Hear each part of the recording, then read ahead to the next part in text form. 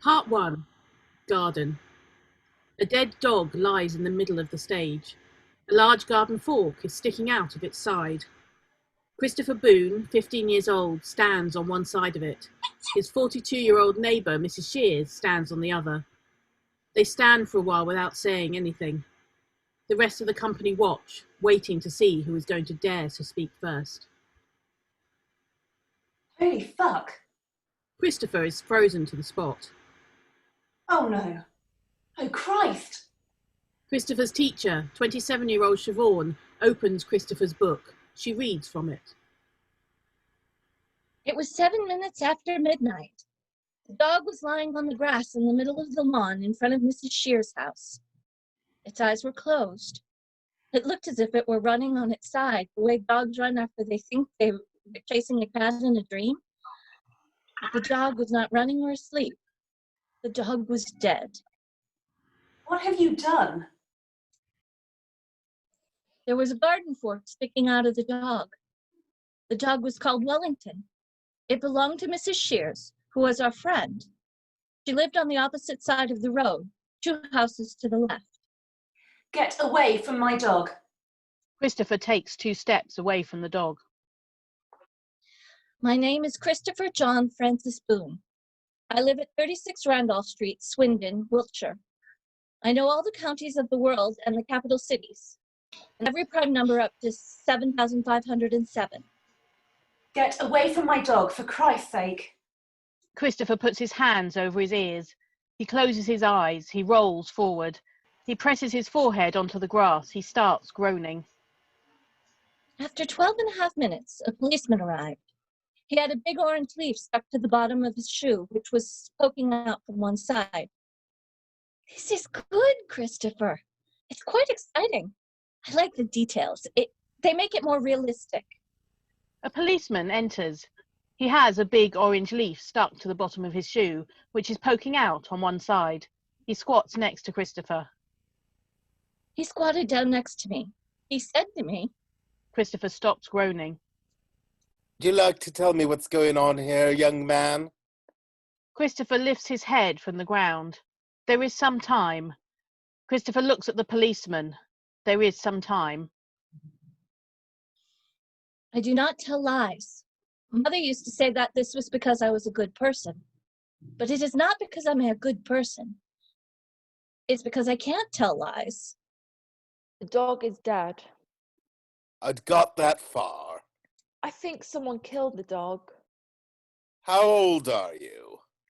I'm 15 years and 3 months and 2 days. And what precisely are you doing in the garden? Well, I'm talking to you.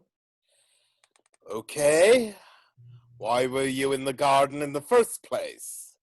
I was holding the dog. Why were you holding the dog? I like dogs. Did you kill the dog? I did not kill the dog. You seem very upset about this. I'm going to ask you once again. Christopher starts groaning. Mm. Terrific. Christopher carries on groaning.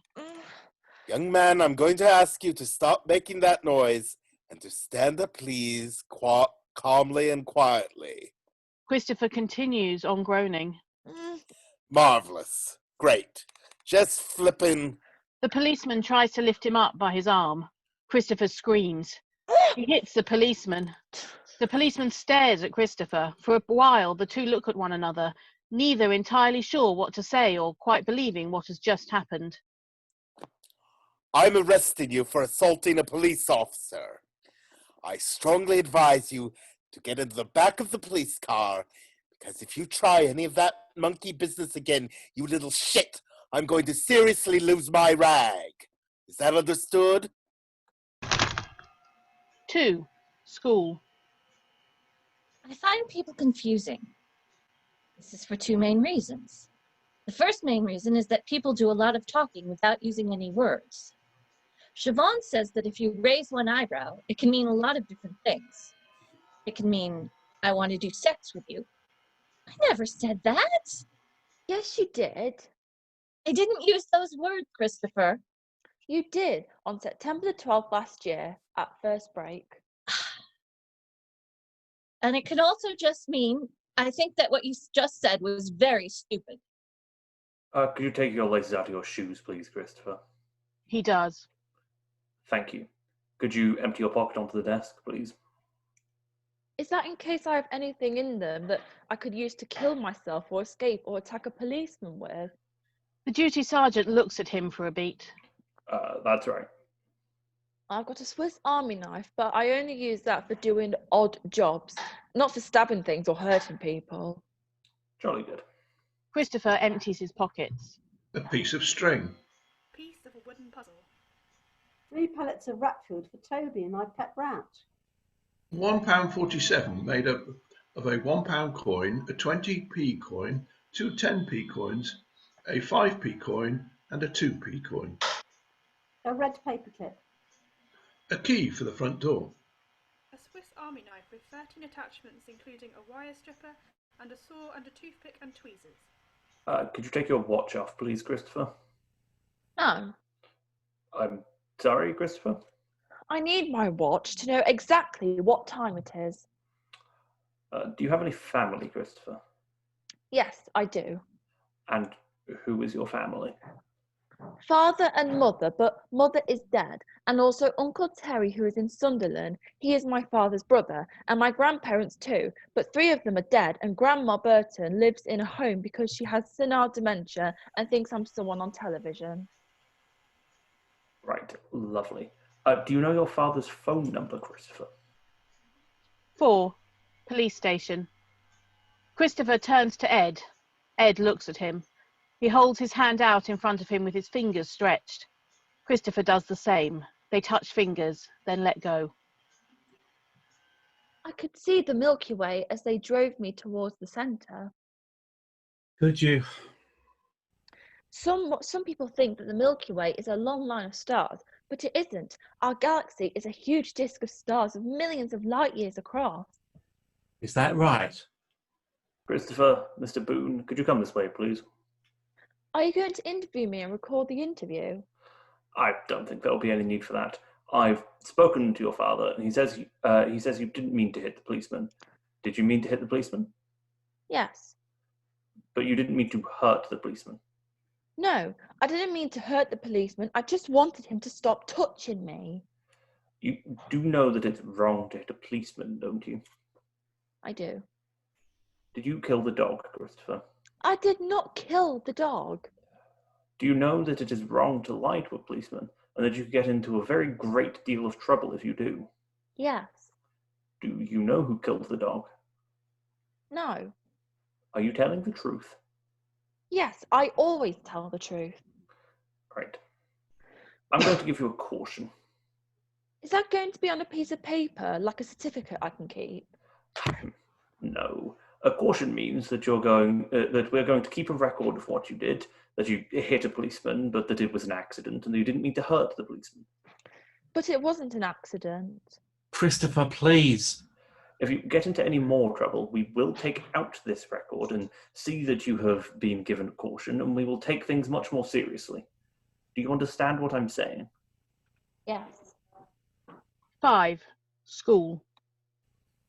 The second main reason I find people confusing is that people often talk using metaphors. These are examples of metaphors. I'm going to seriously lose my rag. He was the apple. They had a skeleton in the cupboard. We had a real pig of a day. The dog was stone dead. The word metaphor means carrying something from one place to another, and it is when you describe something by using a word for something that it isn't. This means that the word metaphor is a metaphor. Wow, that's clever. It's true. Yes, I think it should be called a lie because a pig is not like a day, and people do not have skeletons in their cupboards. And when I try and make a picture of the phrase in my head, it just confuses me because imagining an apple in someone's eye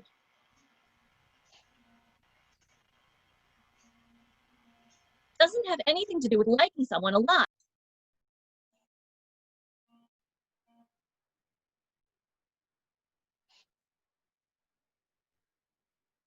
Oh.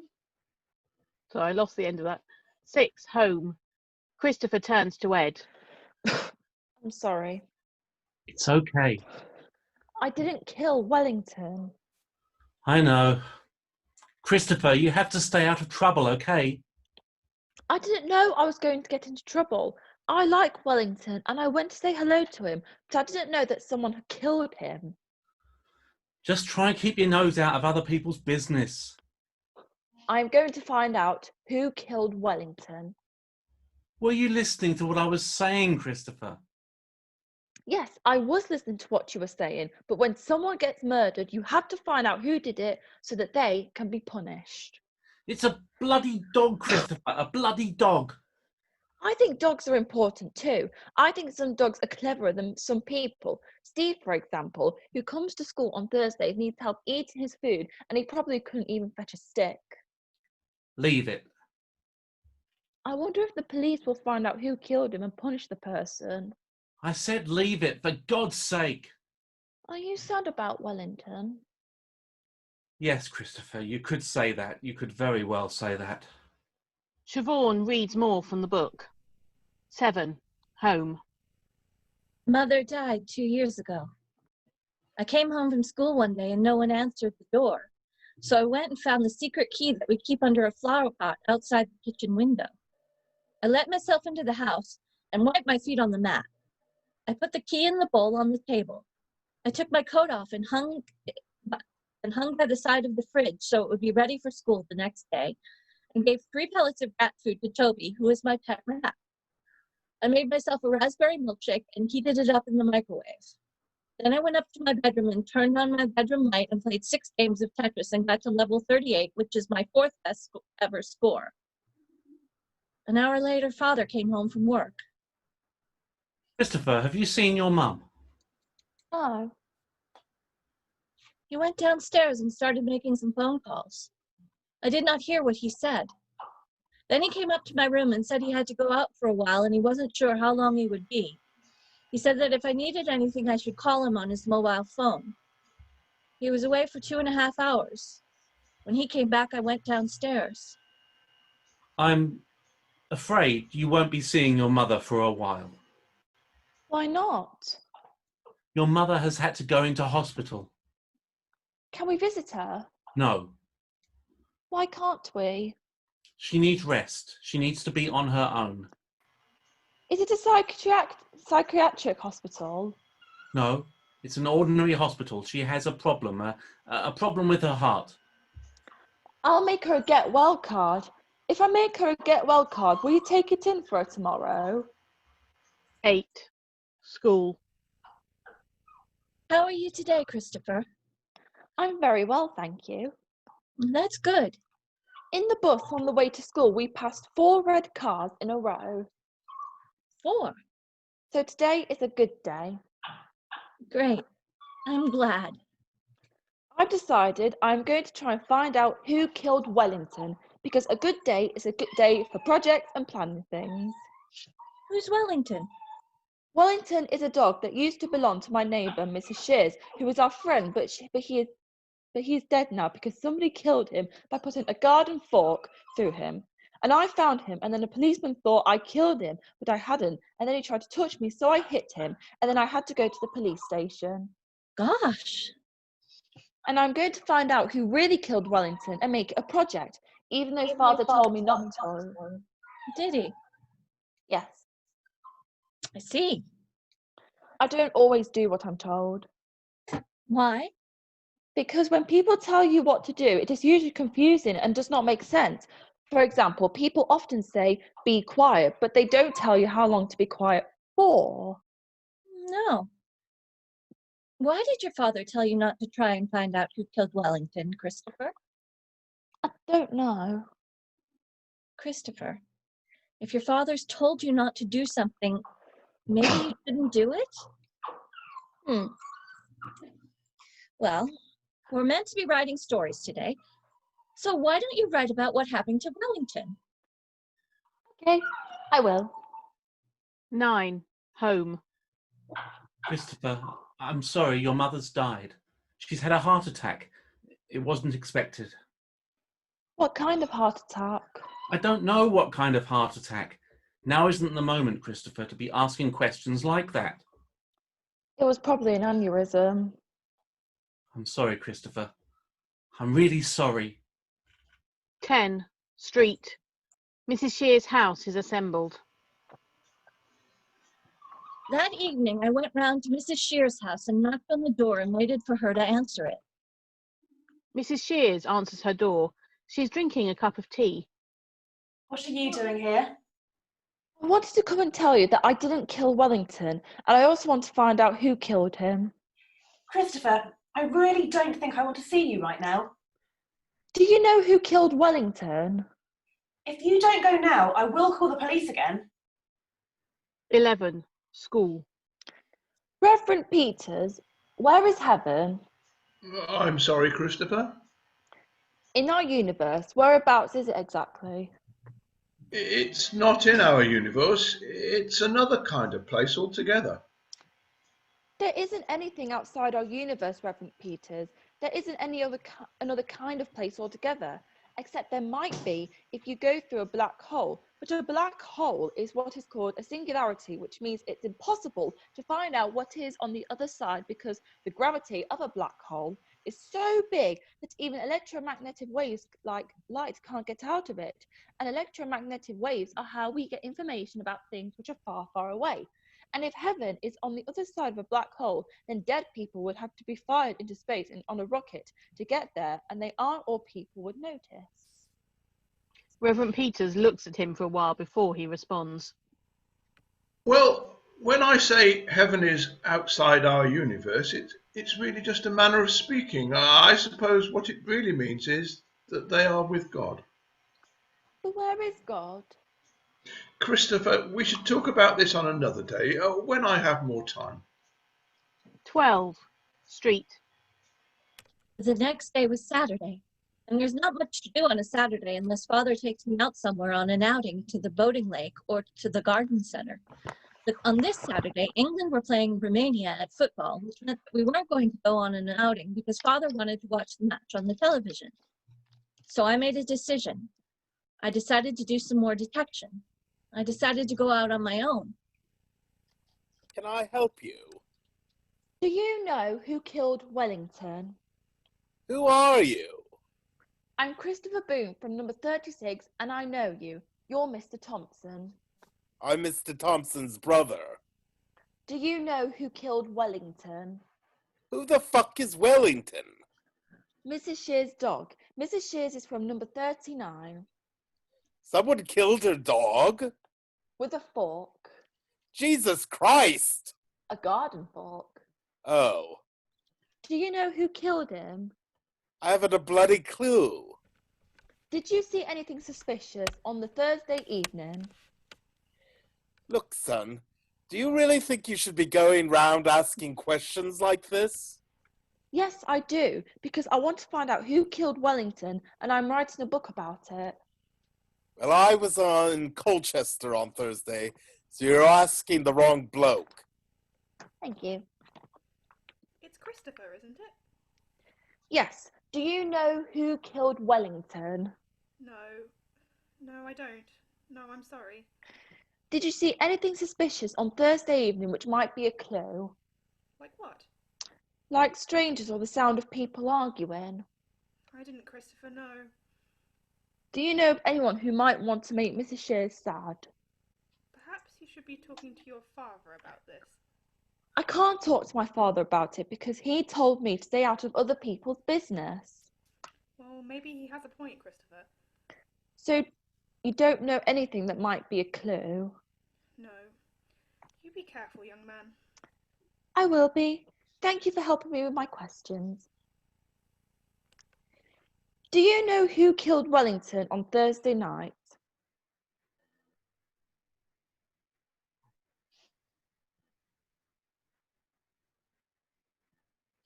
Yeah, it's Nathaniel, isn't it?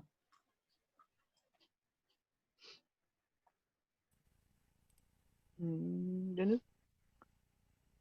Sorry, I was a couple pages ahead in the script and didn't realise I had one line in. Bloody hell! Policemen really are getting younger, aren't they? Mr. Wise laughs. Christopher walks away. 2, 3, 5, 7, 11, 13, 19, 23, 29, 31, 37, 41, 43, 47, 53, 59, 61, 67, 71, 73, 79, 83, 89, 97. Okay. Do you know anything about Wellington getting killed? I'm afraid you're going to have to say that again. I'm a little deaf. Do you know anything about Wellington getting killed? I heard about it yesterday. Dreadful, dreadful. Do you know who killed him? No, I don't. Somebody must know, because the person who killed Wellington knows they killed Wellington, unless they were a loony and didn't know what they were doing, or unless they had amnesia. Well, I suppose you're probably right.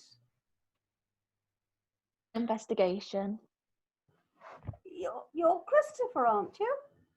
Yes, I live at number 36. We haven't talked before, have we? No, I don't talk to strangers, but I'm doing detective work. I see you every day going to school on your school bus. It's very nice of you to come and say hello, even if it's only because you're doing detective work. Thank you. I have a grandson your age. My age is 15 years and 3 months and 3 days. Well, almost your age. You don't have a dog, do you? No, You'd probably like a dog, wouldn't you? I have a rat. A rat? He's called Toby. Oh, Most people don't like rats because they think they carry diseases like bubonic plague, but that's only because they live in sewers and stowed away on ships coming from foreign countries where there were strange diseases. But rats are very clean. do you want to come in for tea? I don't go into other people's houses. Well, maybe I could bring some tea out here. Do you like lemonade? I only like orangeade. Luckily, I have some of that as well. And what about Battenberg? I don't know because I don't know what Battenberg is. It's a kind of cake. It has marzipan icing round the edge. Is it a long cake with a square cross-section that can be divided into equally sliced, alternately coloured squares? Yes, I think you could probably describe it like that. I think I like the pink squares, but not the yellow squares because I don't like yellow. And I don't know what marzipan is, so I don't know whether I like that. I'm afraid marzipan is yellow too. Perhaps I should bring out some biscuits instead. Do you like biscuits? Yes, some sorts of biscuit. I'll get a selection. She goes into her house. He waits. Then, before she gets back, 13, school. She moved very slowly because she was an old lady, and she was inside the house for more than 6 minutes, and I began to get nervous because I didn't know her well enough to know whether she was telling the truth about getting orangeade and Battenberg cake. And I thought she might be ringing the police, and then I'd get into much more serious trouble because of the caution. So I walked away.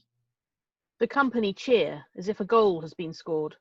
Hey! Hey! Why would you kill a dog? I wouldn't. I think you would only kill a dog if A, you hated the dog, or B, if you're a lunatic, or C, because you wanted to make Mrs. Shears sad. I don't know anybody who hated Wellington, so if it was A, it was probably a stranger. I don't know any lunatics either, so if it was B, it was also a stranger. Right? Probably. But most murderers are committed by someone who is known to the victim. In fact, you are most likely to be murdered by a member of your own family on Christmas Day. Is that a fact? Yes, actually it is a fact. Wellington was therefore most likely to have been killed by someone known to him. I only know that one person who didn't like Mrs. Shears, and that is Mr. Shears, who divorced Mrs. Shears and left her to live somewhere else, who knew Wellington very well indeed. This means that Mr. Shears is my prime suspect. Christopher. I am going to find out more about Mr. Shears. 14, school office. Mr. Boone, Nobody has ever taken an A-level examination in the school before. He can be the first then. I don't know if we have the facilities in the school to allow him to do that.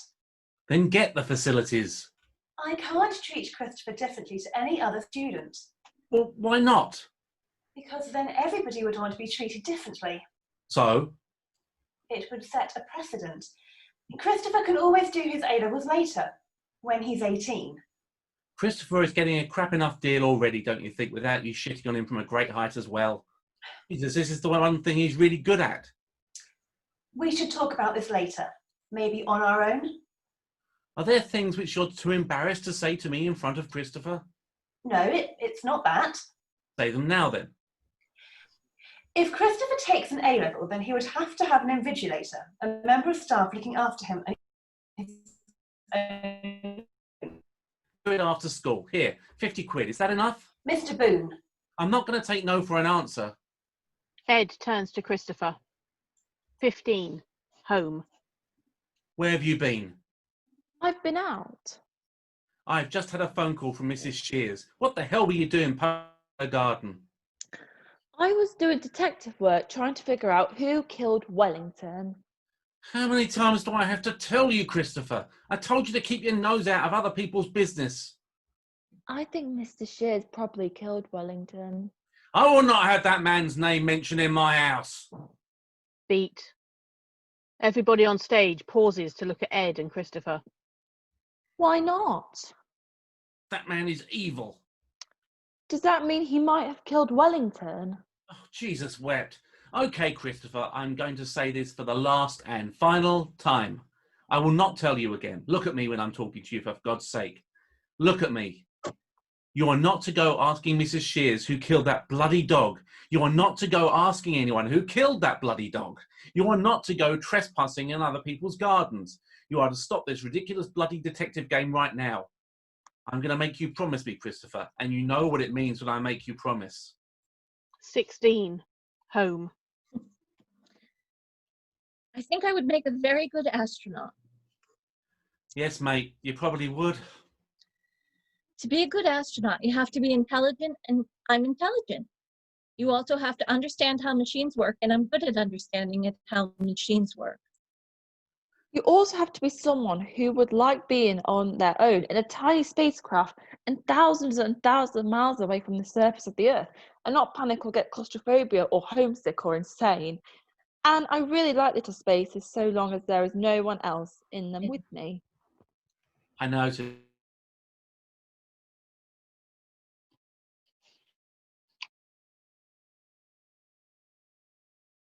And sit there and think for hours, and it makes me feel very calm. So I would have to be an astronaut on my own or have my own part of the spacecraft that no one else could come into. And also, there are no yellow things or brown things in a spacecraft.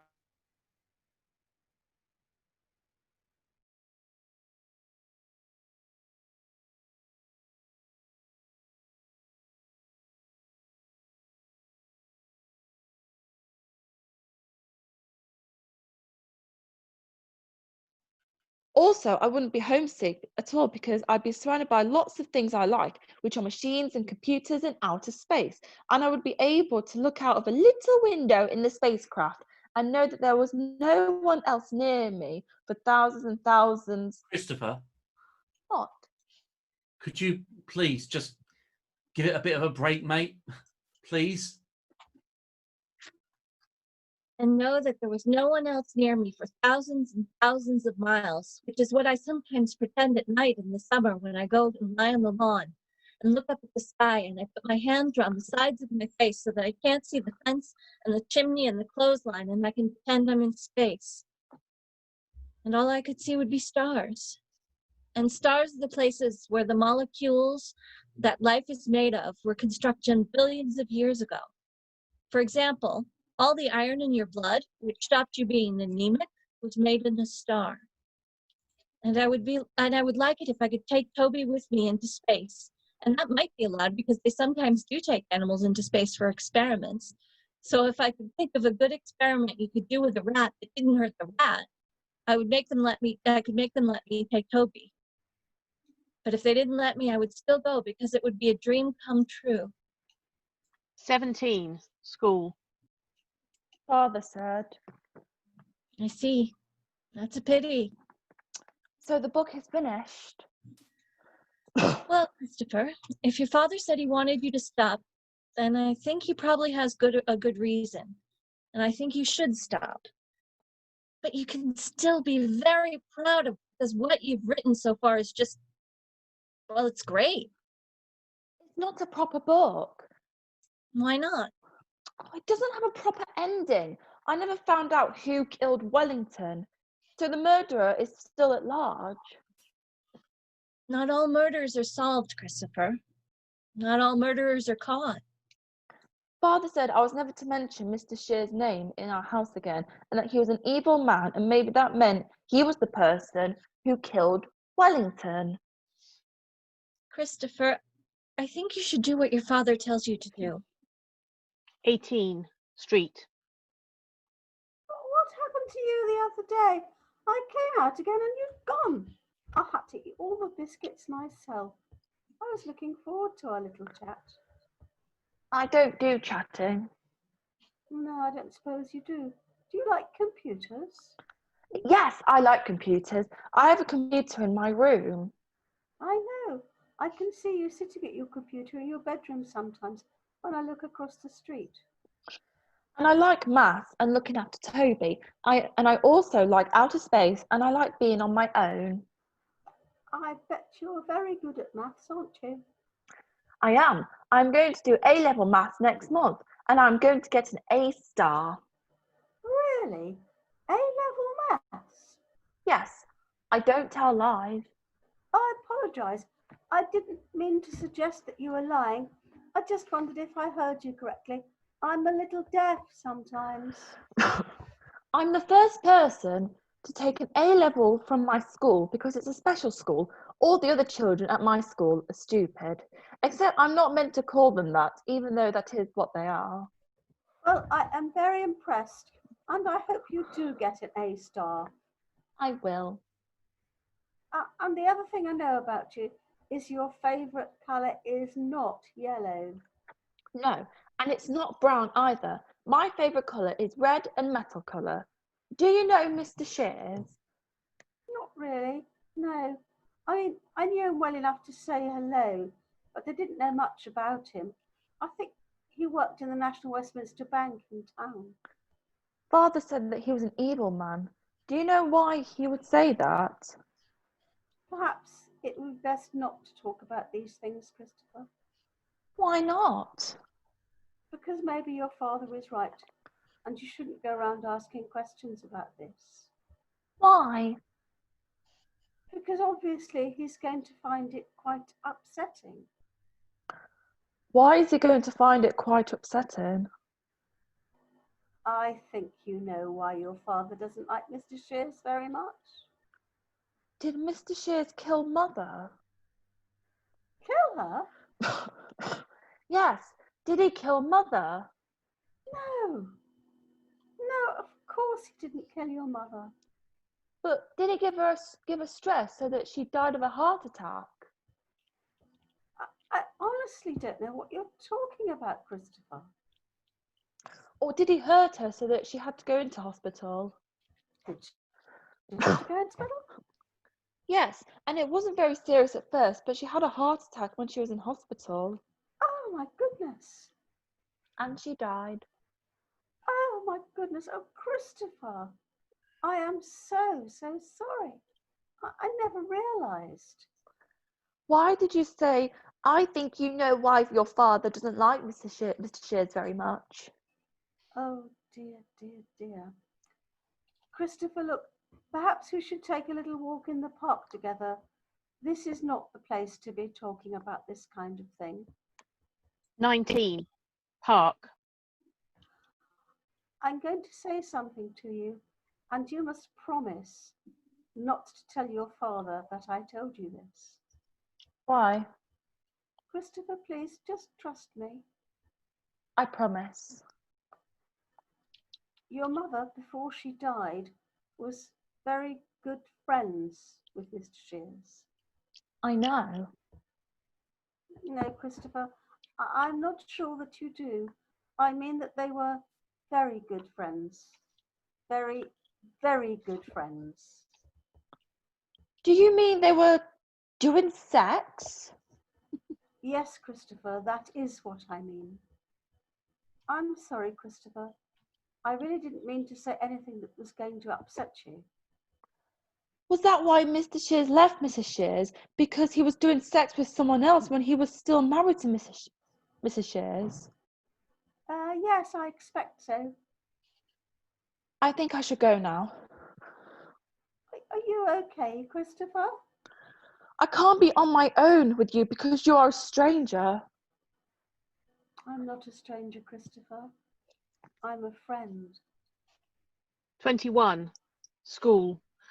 Ed finds Christopher's book on the kitchen table. Have you told your father about this? No, Are you going to tell your father about this? no. Ed goes to the book. There is a tone. He begins reading Christopher's book. Did it make you sad to find this out? Find out what? Did it make you sad to find out that your mother and Mr. Shears had an affair? No. Are you telling the truth, Christopher? Yes. I always tell the truth. It didn't make me feel sad because Mother is dead. So I would be feeling sad about something that isn't real and doesn't exist. That would be stupid. What was your mother like? Do you remember much about her? I remember on the 20th of July 2008. I was 9 years old. It was a Saturday. We were on holiday in Cornwall. We were on the beach in a place called Polperro. Mother was wearing a pair of shorts made out of denim and a stripy blue swimming costume, and she was smoking cigarettes called Consulate, which were mint flavour, and she wasn't swimming. She was sunbathing on a towel which had red and purple stripes, and she was reading a book by Georgette Hare called The Masqueraders. And then she had finished sunbathing and went into the water, and she said, Bloody Nora, it's cold. Bloody Nora, it's cold. And she said I should come and swim too. But I didn't like swimming because I don't like taking my clothes off. And she said I should just roll my trousers up and walk into the water a little way. So I did. And Mother said, Christopher, look, it's lovely. and she jumped backwards and disappeared under the water, and I thought a shark had eaten her, and I screamed. And then she stood up out of the water and came over to where I was standing and held up her right hand and spread out her fingers like a fan. Come on, Christopher. Touch my hand. Come on now, stop screaming. Touch my hand. Listen to me, Christopher, you can do it. It's okay, Christopher, it's okay. There aren't any sharks in Cornwall. When we were inside the park, Mrs. Alexander stopped walking and said, I'm going to say something to you, and you must promise not to tell your father that I told you this. Your mother, before she died, was very good friends with Mr. Shears. And other times she used to say, If I hadn't married your father, I think I'd be living in a little farmhouse in the south of France with someone called Jean. And he'd be a local handyman, you know, doing painting and decorating for people, gardening, building fences. And we'd have a veranda with figs growing over it, and there'd be a field of sunflowers at the bottom of the garden, and a little town on the hill in the distance. And we'd sit outside in the evening and drink red wine and smoke Gauloise cigarettes and watch the sun go down. 23. Home. What is this? Christopher looks at Ed. Is this true? It's a book I'm writing. Sorry. Is this true? Did you speak to Mrs. Alexander? Yes. Jesus, Christopher, how stupid are you? What the fuck did I tell you, Christopher? Not to mention Mr. Shears' name in our house, and not to go asking Mrs. Shears or anyone about who killed that bloody dog, and not to go trespassing on other people's gardens, and stop this ridiculous bloody detective game, except I haven't done any of those things. I just asked Mrs. Alexander about Mr. Shears because I was doing chatting. Don't give me that, you little shit. You knew exactly what you were bloody doing. I've read the book, remember? What else did I say, Christopher? I don't know. Come on, you're the memory man. Not to go around sticking your fucking nose into other people's businesses. And what do? You go around sticking your nose into other people's business. You go around digging up the past and sharing it with every Tom, Dick and Harry you bump into. What am I going to do with you, Christopher? What the fuck am I going to do with you? Ed throws Christopher's book. I was just chatting with Mrs. Alexander. I wasn't doing investigating. I ask you to do one thing for me, Christopher. One thing. I didn't want to talk to Mrs. Alexander's. It was Mrs. Alexander's who... Ed grabs Christopher's arm. Christopher screams. Ah! Ed and Christopher tussle. Ed hits Christopher hard. Christopher falls unconscious for a few seconds. Ed stands above him. I need a drink. He goes and picks up the book. He leaves. He comes back without the book. I'm sorry I hit you. I didn't mean to. I love you very much, Christopher. Don't ever forget that. Where's my book?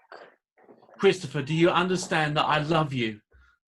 Ed holds his right hand up and spreads his fingers out in a fan. Christopher does the same with his left hand. They make their fingers and thumbs touch each other. Is it in the dustbin at the front of the house?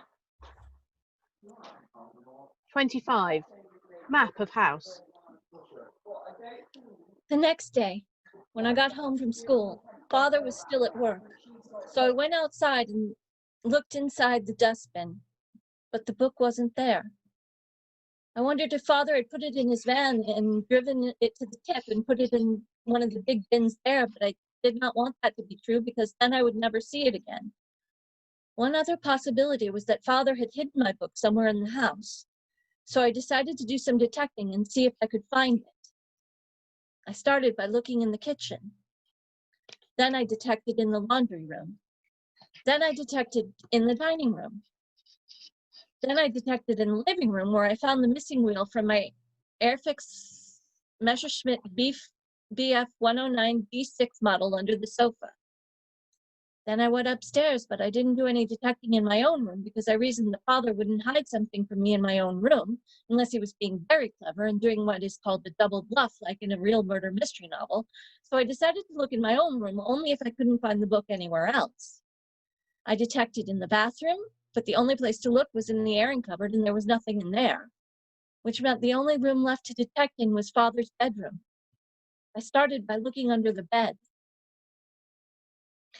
There were 5 shoes and a comb with lots of hair in it, and a monkey wrench and a chocolate biscuit and a magazine called Men Only and a pair of underpants from Primark with a little bit of wee left in them and a Homer Simpson tie and a wooden spoon, but not my book. Then I looked in the drawers on either side of the dressing table, but these only contained aspirin and nail clippers and batteries and dental floss and tissues and a spare false tooth and a tampon, but my book wasn't there either. Then I looked in his wardrobe. In the bottom of the wardrobe was a large plastic toolbox, which was full of tools for doing it yourself, but I could see these without opening the box because it was made of transparent gray plastic. Then I saw that there was another box underneath the toolbox. The other box was an old cardboard box that is called a shirt box because people used to buy shirts in them. Christopher finds these things, including, finally, the shirt box.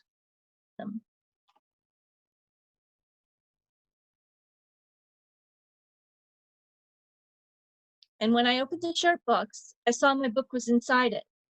Christopher finds his book. Then I heard his van pulling up outside the house, and I knew that I had to think fast and be clever. I heard Father shutting the door of the van, and that is when I saw the envelope. It was an envelope addressed to me, and it was lying under my book in the shirt box with some other envelopes. I picked it up. Christopher finds the envelope. It had never been opened. It said, Christopher Boone, 36 Randolph Street, Swindon, Wiltshire. Then I noticed there were lots of envelopes and they were all addressed to me. And this was interesting and confusing. And then I noticed how the words Christopher and Swindon were written. They were written like this. Christopher, Swindon. I only know 3 people who do little circles instead of dots over the letter I. And one of them is Siobhan. and one of them was Mr. Loxley, who used to teach at school, and one of them was Mother. 26. Back to reality. Christopher, hi. Hello. So what have you been up to, young man? Today we did life skills with Siobhan, which was using money and public transport. I had tomato soup for lunch and 3 apples, and I practiced some maths in the afternoon, and we went for a walk in the park with Mrs. Peters and collected leaves for making collages. Excellent, excellent. What do you fancy for chow tonight? Baked beans and broccoli. I think that could be very easily arranged. I'm just going to put those shelves up in the living room, if that's all right with you. I'll make a bit of a racket, I'm afraid, so if you want to watch television, we're going to have to shift it upstairs. I'll go and be on my own in my room. Good man. I went up to my room, and I was in the room. I shut the door and took out the envelope. I opened the envelope. Inside there was a letter, and this is what was written in the letter. 451C, Chapter Road, Willesden, London, NW2 5NG, 0208 887 8907. Dear Christopher, I was looking through some old photos last night, which made me sad. Then I found a photo of you playing with the train set we bought you a couple of Christmases ago, and that made me happy because it was one of the really good times we had together. Do you remember how you played with it all day and you refused to go to bed at night because you were still playing with it? We told you about train timetables and you made a train timetable, and you had a clock and you made the train run on time. And there was a little wooden station too, and we showed you how people who wanted to go on the train went to the station and bought a ticket and then got on the train. And you played with it for weeks and weeks and weeks. I like remembering that a lot. You haven't written to me yet, so I know you're probably still angry with me. I'm sorry, Christopher, but I still love you. I hope you don't stay angry with me forever, and I'd love it if you were able to write me a letter. I think about you all the time. Lots of love, Mum. I was really confused. Mother had never written me a letter before, and Mother had never lived in London. There was no date on the letter, so I couldn't work out when Mother had written the letter. And then I looked at the front of the envelope and I saw there was a postmark, and there was a date on the postmark, the 16th of October, 2013, which means the letter was posted 18 months after Mother had died. When I started writing my book, there was only one mystery to solve. Now there were 2. I decided not to think about it anymore that night because I didn't have enough information and could easily leap to the wrong conclusions. He lies down on the floor. He curls himself up into a ball. 27. Night. Night falls, morning rises. 28. School. The next day, Christopher comes home from school. You're soaking. Yes. Give me your coat, I'll hang it up. How was school? It was good, thank you. Joseph Fleming took his trousers off and went to the toilet all over the floor of the changing room and started to eat it, but Mr. Davis stopped him. Good old Mr. Davis, eh? Joseph eats everything. Does he? He once ate one of the little blocks of blue disinfectant which hangs inside the toilet, and he once ate a £50 note from his mother's wallet, and he eats string and rubber bands and tissues and writing paper and paint and plastic forks. He also bangs his chin and screams a lot. I know how he feels. Christopher. Tyrone said that there was a horse and a pig in the poo, so I said it was being stupid, but Siobhan said he wasn't. They were small plastic animals from the library that the staff used to make people tell stories, and Joseph had eaten them. Christopher, I've got to go out. Why? I've just had a call. There's a lady. Her cellar has flooded. I've got to go out and fix it. Is it an emergency? Yes, mate. Is it raining very heavily? It is. The rain looks like white sparks. Christopher, if I go out, will you be okay? Yes, I will, because there's no one around, because everybody's staying indoors. Good. Good. Good. Good, lad. I like looking at the rain. Terrific. I like it because it makes me think how all the water in the world is connected. Does it? This water, this rain has evaporated actually from somewhere like maybe the Gulf of Mexico, or maybe Baffin Bay, and now it's fallen in front of the house. I'll have my mobile with me. Yeah. So you can call me if there's a problem. Yeah. Behave yourself, Christopher, huh? Yeah. Ed exits. So I went into his bedroom and opened up the cupboard and lifted the toolbox off the top of the shirt box and opened the shirt box. I counted out the letters. There were 43 of them. They were all addressed to me in the same handwriting. I took it and opened it. Inside was this letter. As Judy reads, so Christopher begins to assemble his train set. His buildings become frantic, at times almost balletic.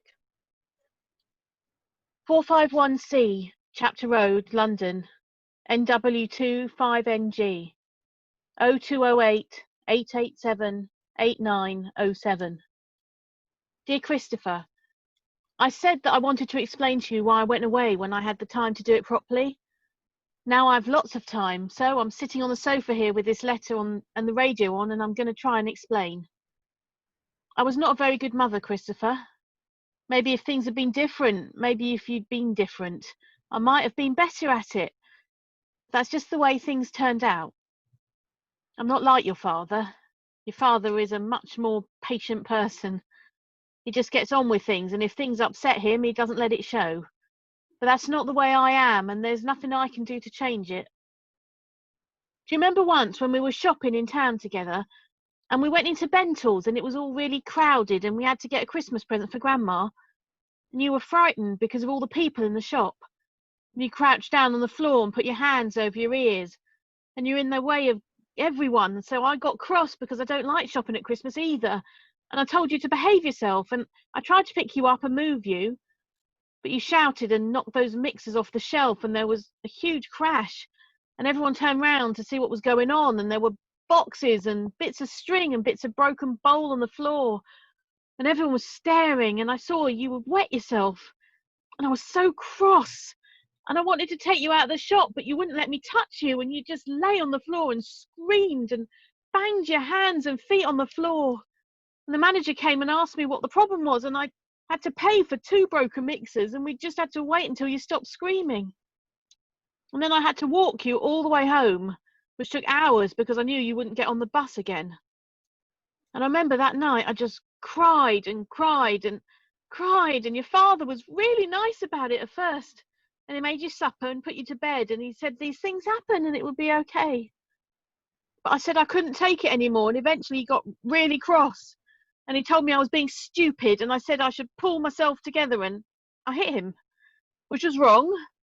I was so upset. We had lots of arguments like that, because I often thought I couldn't take it anymore. And your father is really patient, but I'm not. I get cross even though I don't mean to. And by the end, we stopped talking to each other very much because we knew it would always end up in an argument. And I felt really lonely. And that was when I started spending lots of time with Roger. And that was when I started spending lots of time with Roger. And I know you might not understand any of this, but I wanted to try and explain things so that you knew. We had a lot in common. And then we realized that we were in love with one another. I said I couldn't leave you, and he was sad about that, but he understood that you were really important to me. And he started to shout, and I got cross, and I threw the food across the room, which I know I shouldn't have done. You grabbed the chopping board and you threw it, and it hit my foot and broke my toes. And afterwards at home, your father and I had a huge argument. I couldn't walk properly for a month, do you remember? And your father had to look after you. And I remember looking at the two of you and seeing you together and thinking how you were really different with him, much calmer. It made me so sad because it was like you didn't need me at all. And I think then I realized that you and your father were probably better off if I wasn't living in the house. And Roger asked me if I wanted to come with him. And it broke my heart, but eventually I decided it would be better for all of us if I went. So I said yes. And I meant to say goodbye. But when I rang your father, he said I couldn't. He was really angry. He said I couldn't. He said I couldn't talk to you. And I didn't know what to do. He said I was being selfish and that I was never to set foot inside the house again. So I haven't. I wonder if you can understand any of this. I know it will be difficult for you. I thought what I was doing was the best for all of us. I hope it is. Christopher, I never meant to hurt you. I used to have dreams that everything would get better. Do you remember you used to say that you wanted to be an astronaut? Well, I used to have dreams where you were an astronaut and you were on television. And I thought, that's my son. I wonder what it is you want to be now. Has it changed? Are you still doing maths? I hope you are. Loads and loads of love. Mother. Christopher moves to the middle of the track. He crouches down. He rolls himself into a ball.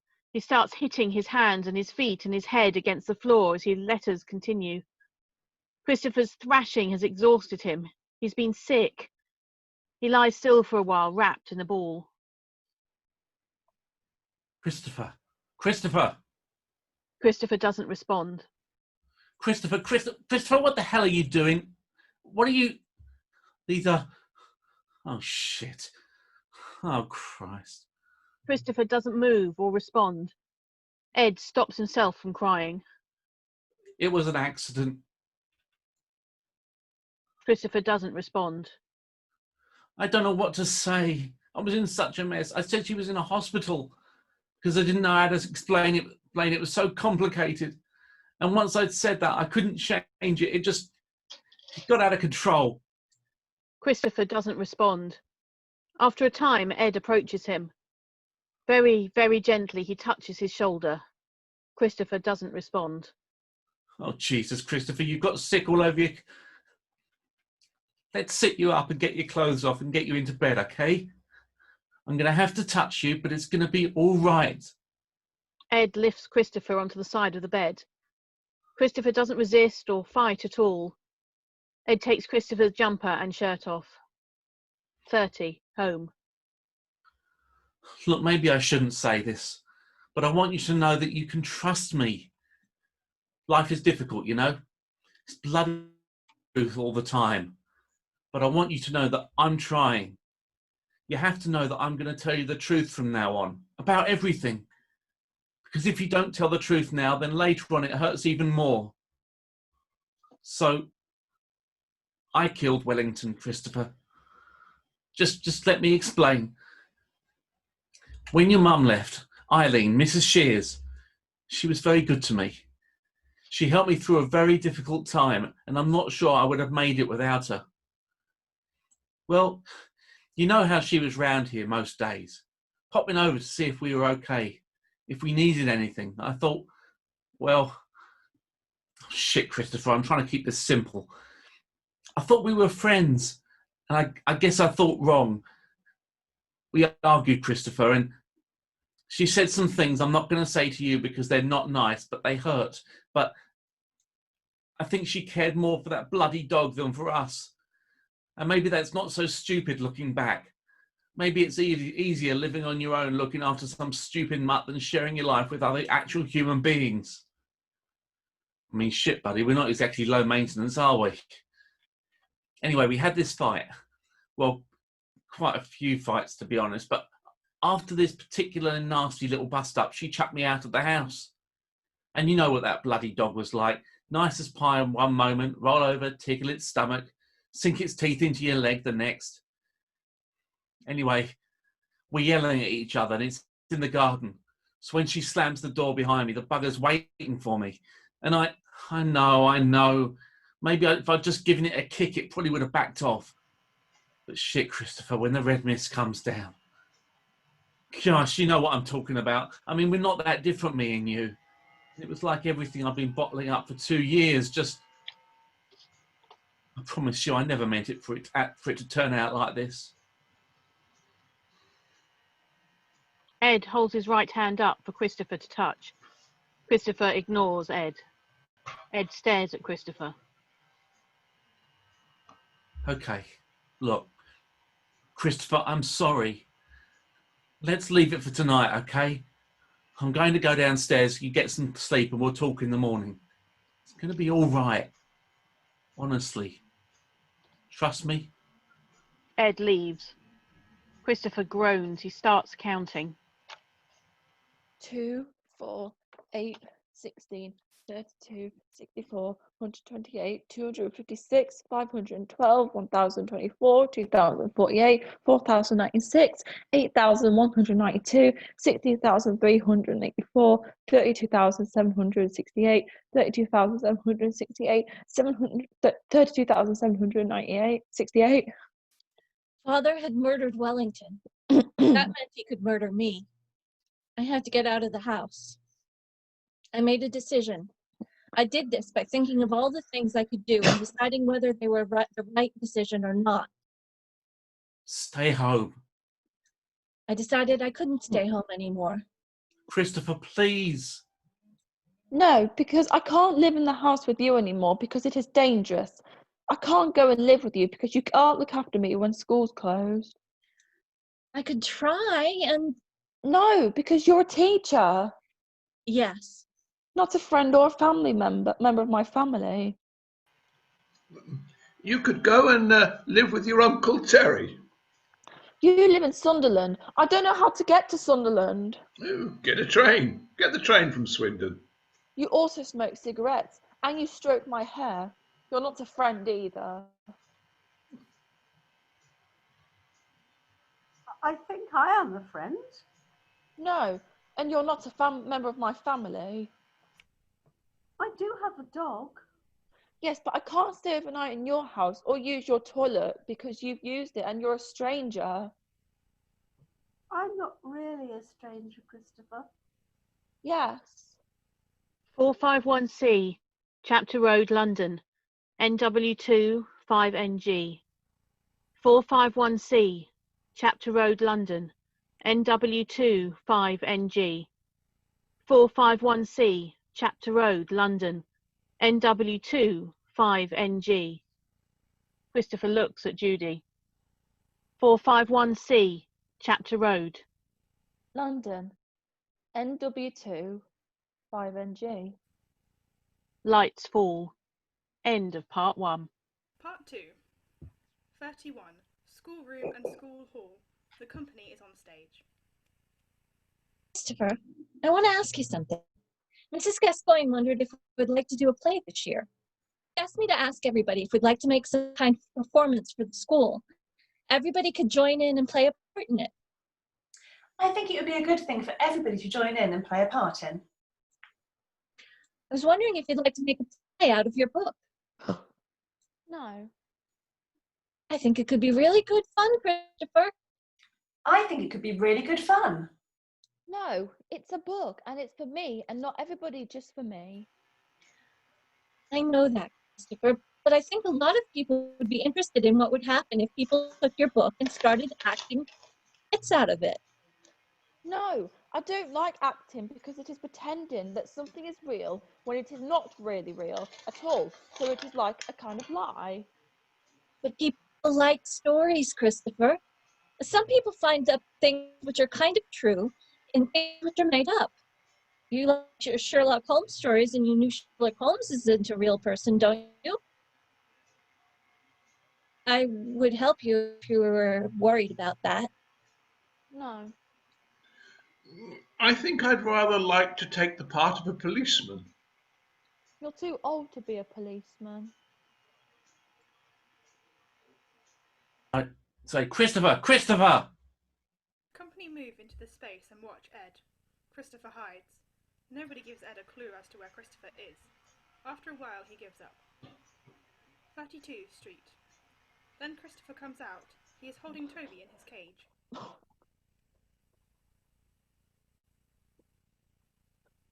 Christopher, what on earth has happened to you?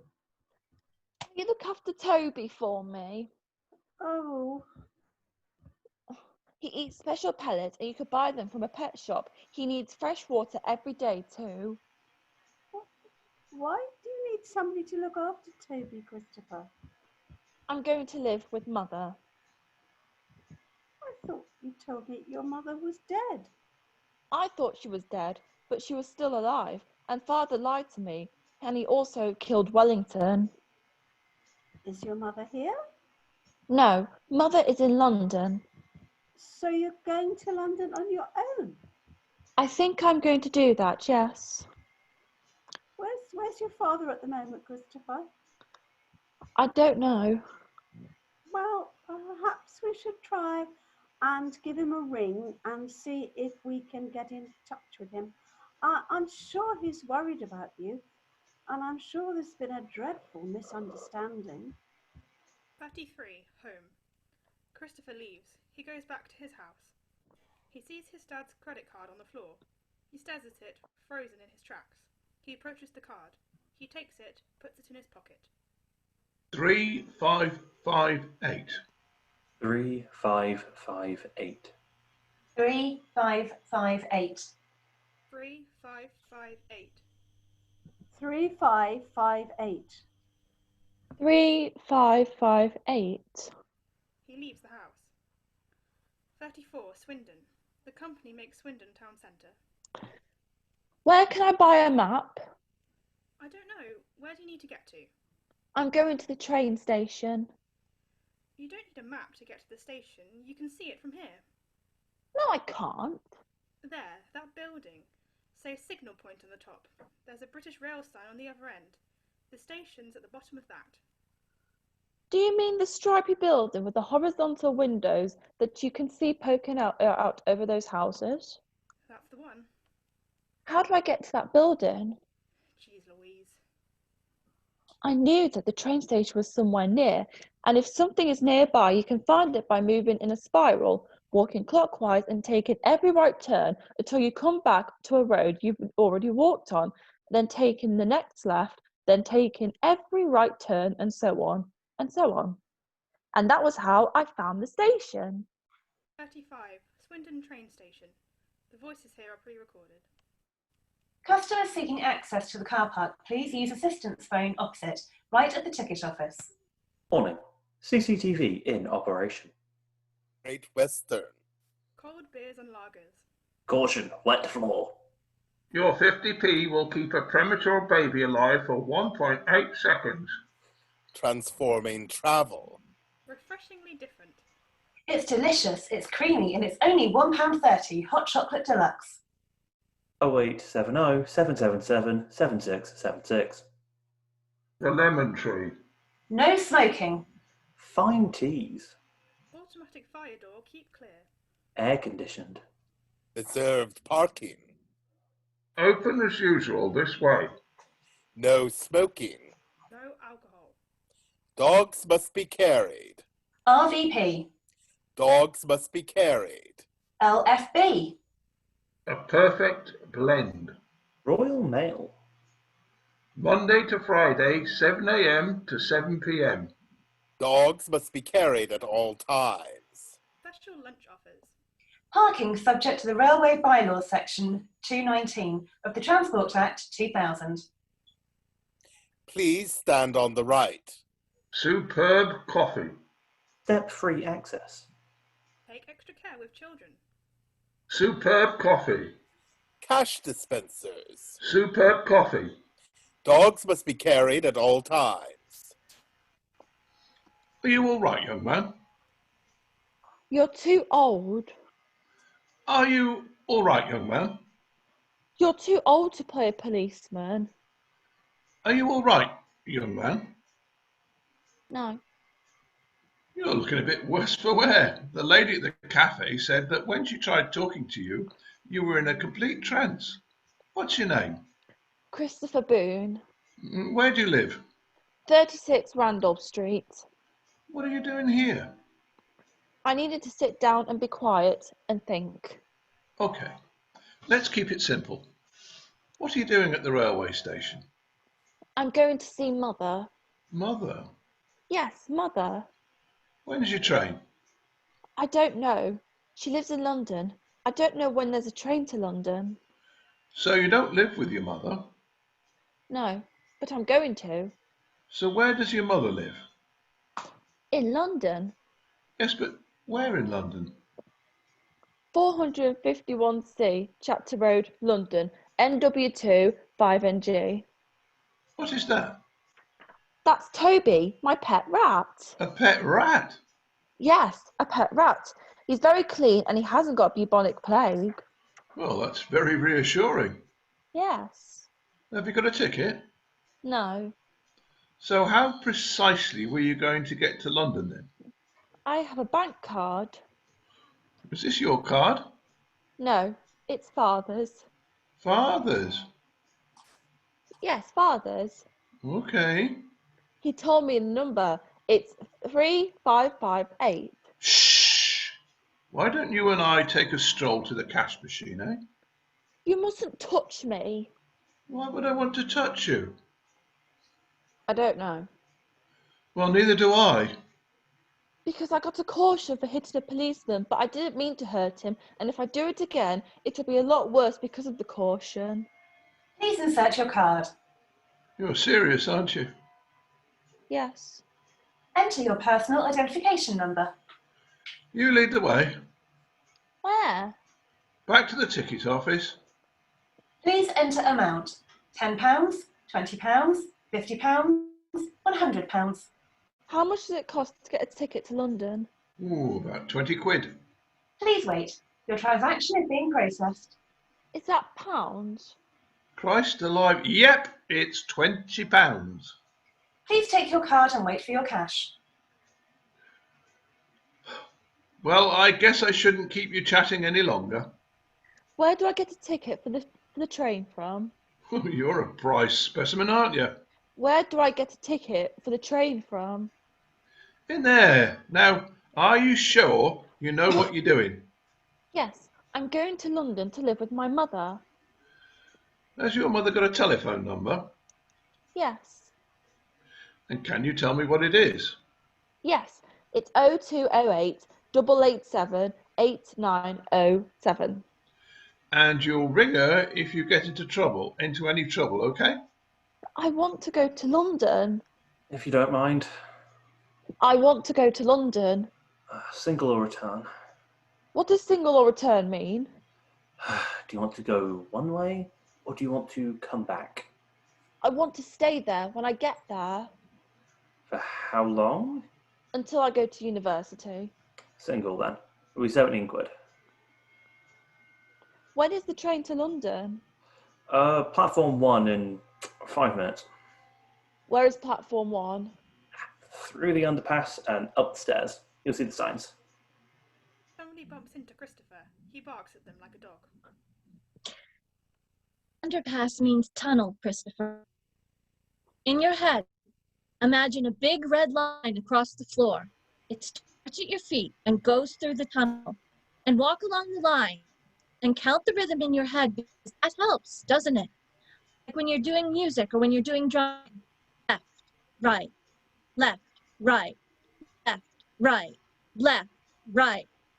Left, right, left, right, left, right, left, right, left, right, left, right. Is this the train to London? 36, on train.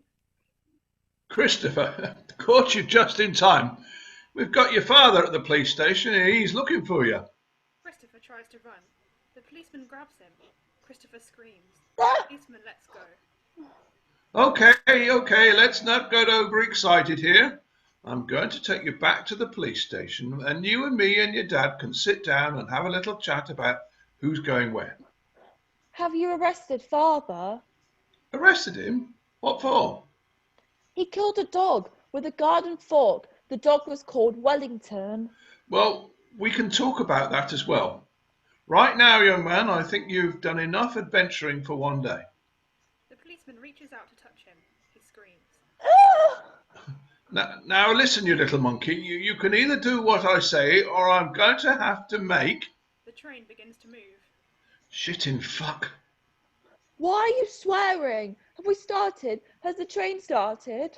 Don't move. Rob? Yeah, it's Nigel. It's Nigel. I'm stuck here on the bloody train. Yeah. Don't even... Look, it stops at Didcot Parkway. So if you can get someone to meet me with a car... Cheers. Tell this old man we've got him, but it's going to take a while, okay? Great. Let's get ourselves a seat. Park yourself. You are a bloody handful, you are. Jeez. 36A. Dream. I see everything. Most other people are lazy. They never look at everything.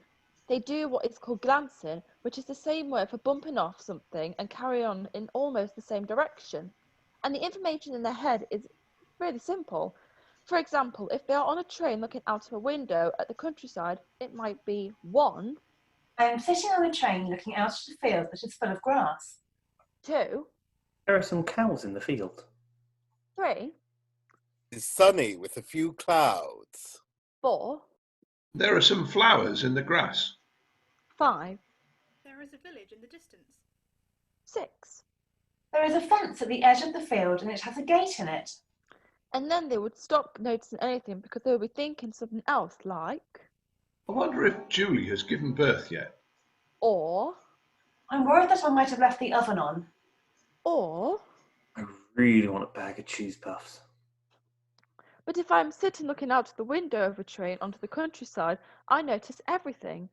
Like, As Christopher talks, he raps out a nervous rhythm with his hand. Bold text indicates text actually spoken by Christopher as his language breaks down. that there are 19 cows in the field, 15 of which are black and white, and 4 of which are brown and white. 2. There is a village in the distance, which has 31 visible houses and a church with a square tower and a spire. 3. There is a plastic bag from Tesco in the hedge and a squash Coca-Cola can with a snail on it. 4. I can see 3 different types of grass and 2 colours of flowers in the grass. 5. The cows are mostly facing uphill. 6. There are 3 different visible nimbus stratus clouds. 7. The hedge is moving to suggest that there is a wind blowing from a northwesterly direction. 8. There is a white Reebok running shoe in one corner of the field. 9. There is a Coca-Cola. 10. There is a snail. The snail. These are cows. The cows are facing. The snail. There are nimbus stratus clouds. The wind. There is a wind. There is a hedge. There is a Boeing 747-400. There is a white Reebok trainer. There is graffiti. Jane plus Ian forever. 36. Back to reality. Oh, Christ, you've wet yourself. Oh, for God's sake, go to the bloody toilet, will you? But I'm on a train. They do have toilets on trains, you know. Where is the toilet on the train? Through those doors there, but I'll be keeping an eye on you. You understand? No. Just go to the bloody toilet. Christopher stands. He walks down the corridor of the train. Shaking, closing his eyes, he pisses. He tries to wash his hands, but can't because there is no running water. He spits on his hands to wash them. He rubs them dry with toilet paper. Shaking, he leaves the toilet. He goes to the luggage rack. He climbs into the shelf. He hides himself. He starts listing prime numbers to himself. As he continues to count, the policeman notices he's gone. The counting continues under the following exchanges. 2, 3, 5, 7, 11, 13, 17, 19, 23, 29, 31, 37, 41, 43, 47, 53, 59, 61, 67, 71, 73, 79, 83, 89, 97, 101, 103, 107, 109, 113, 130, 27, 131, 137, 139, 149, 151, 157, 163, 167, 173, 179, 181, 191, 193, 197, 199, 211, 223, 227, 229, 233, 239, 241, 251, 257, 263, 269, 271, 277, 281. Christopher! Christopher! Bloody hell. He leaves. Christopher stays where he is, still counting. A woman approaches him to take her bag. You scared the living daylights out of me. Can I just get my bag? I think someone's out on the platform looking for you. I know. Well, it's your funeral. She takes her bag, she leaves. Christopher stays hidden behind the smaller pile of bags, still counting. A posh woman approaches. She takes her bag. You're muted.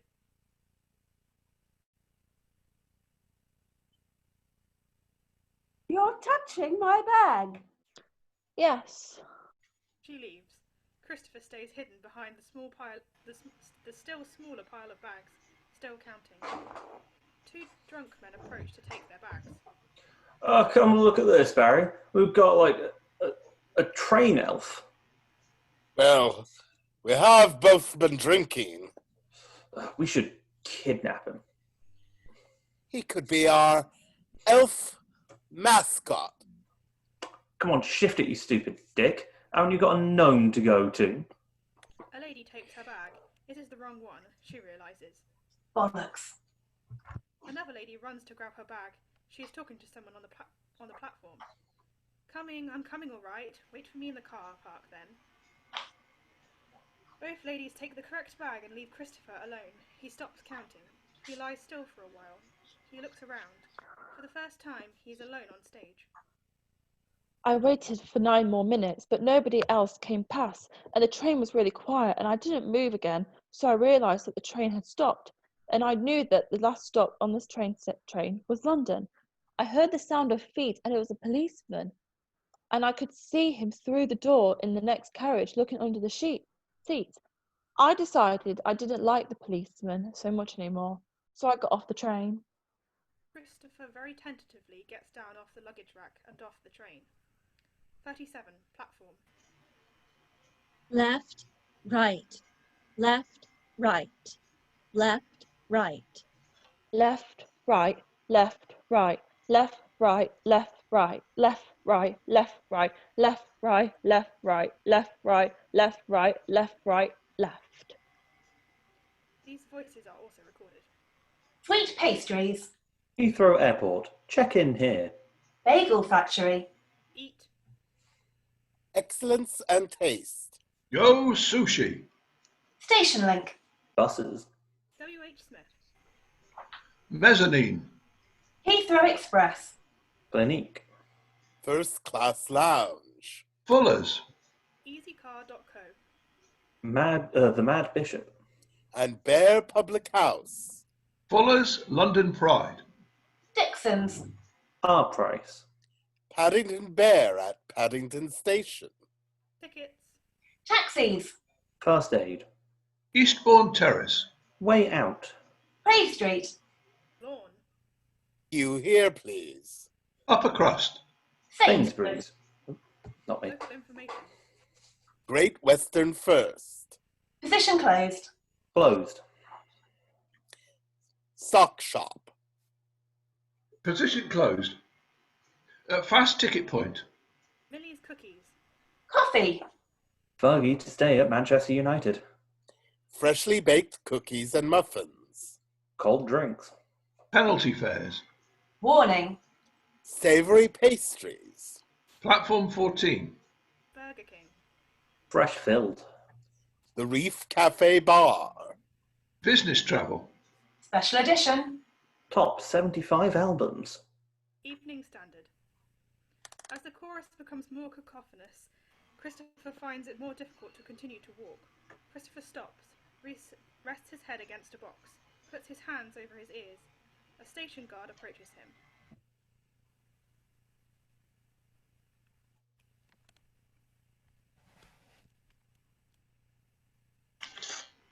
Oh, you look lost. Christopher pulls out his Swiss Army knife. The guard backs away. Whoa, whoa, whoa. Christopher carries on. You're muted. Sorry. Left, right, left, right, left, right, left, right. He makes his hand into a telescope to limit his field of vision. He approaches an information counter. Is this London? Is this London? Indeed it is. How do I get to 451C, Chapter Road, London, NW12 5NG? Where is that? It's 451C, Chapter Road, London, NW2 5NG. And sometimes you can write it 451C, Chapter Road, Williston, London, NW2 5NG. Take the tube to Wilson Junction or Wilson Green. Got to be near there somewhere. Where is a tube? What is a tube? Are you for real? Over there. See that big staircase with the escalators? See the sign says Underground. Take the Bakerloo line to Willesden Junction or the Jubilee to Willesden Green. You okay? Don't do this, Christopher. Get away from me. Christopher, you won't be able to. I'm doing really well. Where's your Swiss Army knife? Have you lost it? It's in my pocket. Where's your red line gone? See, it's disappeared, hasn't it? How the hell are you going to find the Jubilee line? You don't even know what an escalator is, do you? It's a moving staircase. You step in onto it. It carries you down. It's funny. Look. Stop laughing. It's like it's like something out of science fiction. I'm worried about you. You're lying. You killed Wellington. Where are you going? To watch people.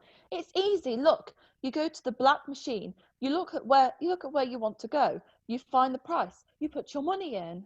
You haven't got any money. I have. I stole your card. You little shit. You take a ticket and change. You go up to the grey gate. You put your ticket in the slot. It comes out to the other side. There's no Jubilee line. How are you going to get to Willesden Green? There's a Bakerloo line. Look, I can take that to Willesden Junction. Come back home. Swindon's not my home anymore. My home is 451C Chapter Road, London, NW2 5NG. 39. Platform. The tube line appears. Stand behind the yellow line. I know. The train will be very noisy. I know. It'll really scare you. I know. Try not to let it. Watch what the people do. Watch how they get on and off. Yes. The company stand with Christopher on the platform. Count the trains. Figure it out. Get the rhythm right. Train coming. Train stopped. Doors open. Train going. Silence. Train coming. Train stopped. Doors open. Train going. Silence. Train coming. Train stopped. Doors open. Train going. Silence. Train coming. Train stopped. Doors open. Train going. Silence. Trains to come in. Train stopped. Doors open. Train going. Silence. Train coming. Train stopped. Doors open. Train going. Silence. Train coming. Train stopped. Doors open. Christopher looks in Toby's cage. He can't find Toby. Toby? Toby? Where are you? Toby? Toby, what are you doing down there? Toby, get back up here this instant. I'm warning you. If you don't get back up here this instant, then I will come down there to get you. Right, I'm coming down there, Toby. And when I catch you, I'm going to be very cross. I'm not going to let you play on your wheel for a whole week. Jesus, what are you doing? My rat is on there. Get out of there for God fuck's sake! Toby, it's filthy down there. You'll get so dirty. Oh my days, what is he doing? What does it bloody well look like he's doing? Call somebody, get somebody, don't just stand there. There's nobody to call. Mate, please, for Christ's sake, please get back up here. I can't get back up there. My rat is on there. What? Mate, please, you're going to get yourself killed. You're going to have to go down there and get him. Me? What the hell has it got to do with me? He's a kid. You can't just let him get hit. Yes, I know he's a kid. I can see he's a kid by bloody well looking at him. Mate, please, come on. Toby, stop being so difficult. I can't believe this is happening. This is ridiculous. Mate, get your arse out of there now. Tube train starts rumbling. Don't panic. I found him. Help him then, you muppet. Oh, Christ. Oh, Christ. Christopher and Toby are back on the platform. What the fuck do you think you were playing at? I was finding Toby. He's my pet rat. Fucking Nora. Is he okay? Him? Thanks a fucking bundle. Jesus Christ. A pet rat. Oh shit. My train. Oh fuck. Man with sock sleeves. Are you okay? She touches his arm. He screams. Okay. Is there anything I can do to help you? Stand further away. I've got a Swiss Army knife and it has a saw blade and it could cut someone's finger off. Okay, buddy. I'm going to take that as a no. Punk girl leaves. Christopher counts the trains again. Train coming, train stopped. Doors open, train going. Christopher groans. Train coming, train stopped. Doors open, train going. Christopher groans. Train coming, train stopped. Doors open. Christopher is bundled onto the train.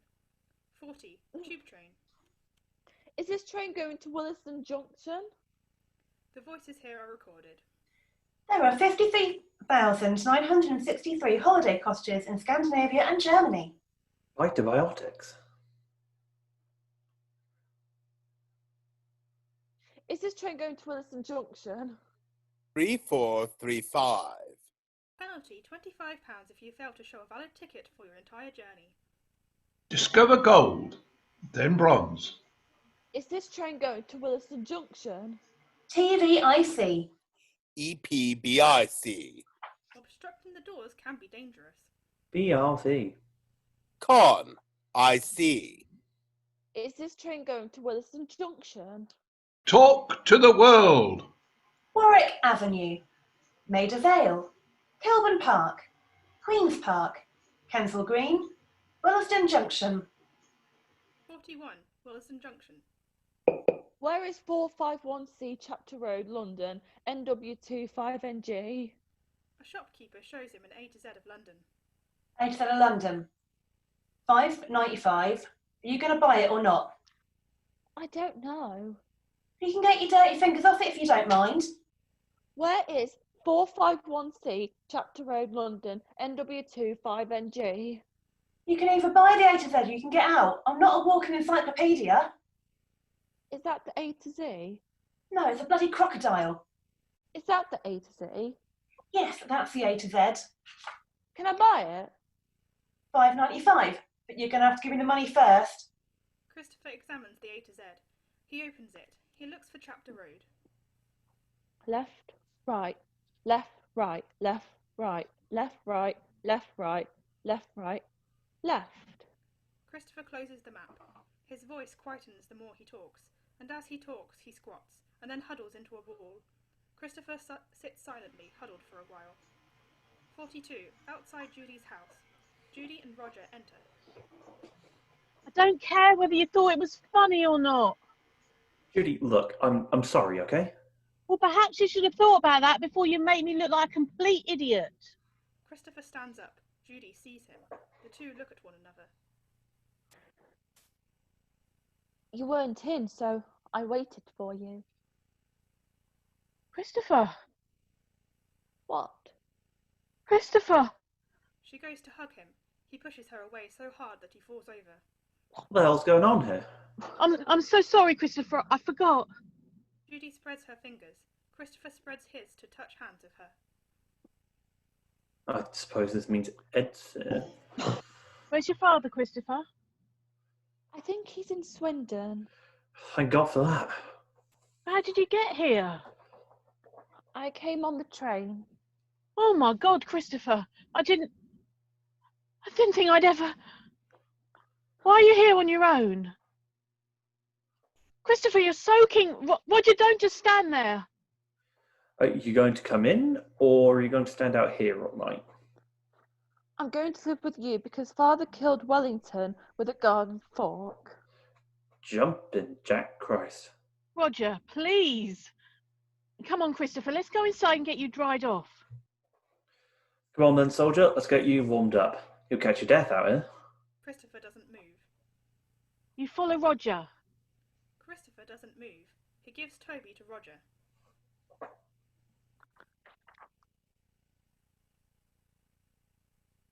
He's hungry. Have you got any food I can give him and some water?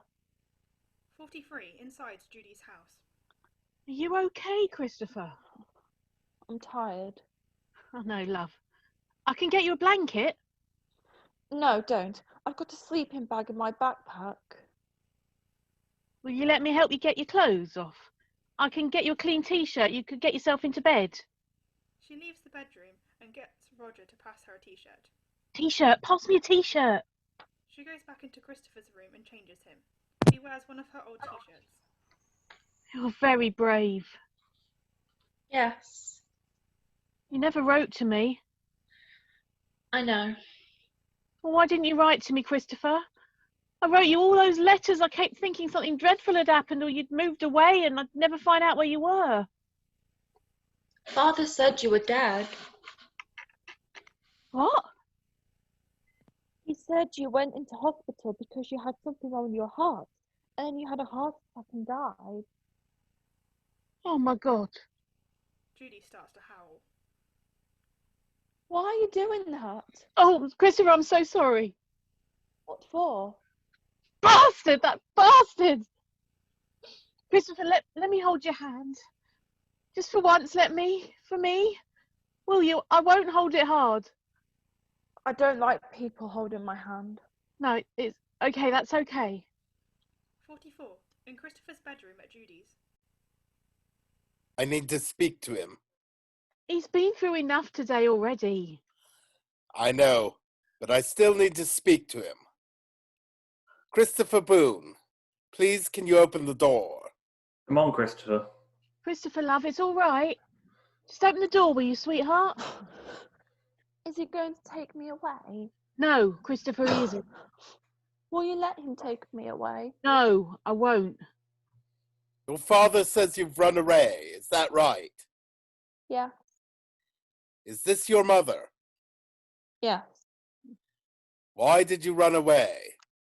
Because Father killed Wellington, who was a dog, and so that meant that he could kill me. So I've been told.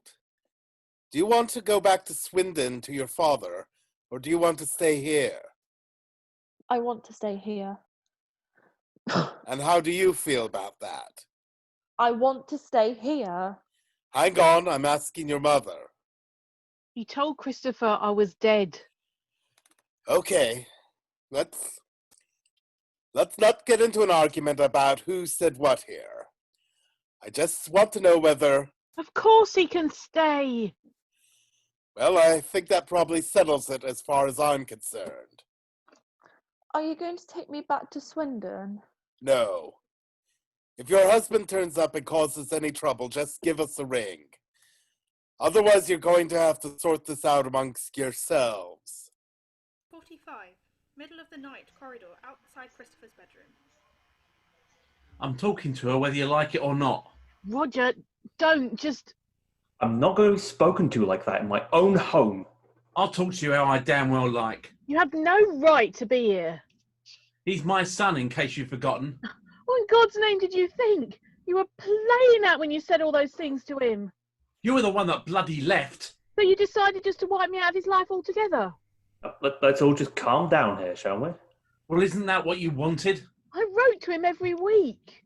What the fuck use is writing to him? Whoa, whoa, whoa. I cooked his meals. I cleaned his clothes. I looked after him every weekend. I looked after him when he was ill. I took him to the doctor. I worried myself sick every time he wandered off somewhere at night. I went to school every time he got into a fight. And you? What? You wrote him some fucking letters? Christopher gets up out of the sleeping bag. So you thought it was okay to tell him his mother was dead? Now is not the time. Christopher finds his Swiss Army knife. I'm going to see him, and if you try and stop me... Ed gets into Christopher's room. Christopher points his knife at him. Judy comes in. It's okay, Christopher. I won't let him do anything. You're all right. Christopher? Ed squats down, completely exhausted. Christopher still points the knife at him. Christopher, I'm really, really sorry about the letters. I never meant... I promise I will never do anything like that again. Ed spreads his fingers and tries to get Christopher to touch him. Christopher ignores him. He still holds his knife out. He groans. Oh, shit, Christopher, please. Mr. Boone. What the fuck are you doing here? Did you call him? Mr. Boone, come on, mate. Don't fucking make me. This is my son. I know. This can all be sorted out. Just come with me, please. I think you should go now. I think he's frightened. I'll be back. Christopher, I'll be back. I promise you, Christopher. I promise you, lad. Christopher groans. London policeman makes Ed leave. Roger watches them both leave. Judy and Christopher are left alone together. You go right back to sleep now. Everything's going to be all right. They leave Christopher in his room. He lies down. He settles. 46. Judy's kitchen. Immediately he has settled, it is the next morning. Roger and Judy give Christopher breakfast. He's overwhelmed by them. Okay, you can stay for a few days. He can stay as long as he needs to stay. This flat's hardly big enough for 2 people, let alone 3. He can understand what you're saying, you know. What's he gonna do? There's no school for him to go to. We've both got jobs. It's bloody ridiculous. He gives him a strawberry milkshake. Roger, that's enough. You can stay as long as you want to stay. It was Mother who gave me the milkshake. They look at him. It was Mother who gave me the milkshake, not you. Judy picks the milkshake up. You need to shout more loudly at him.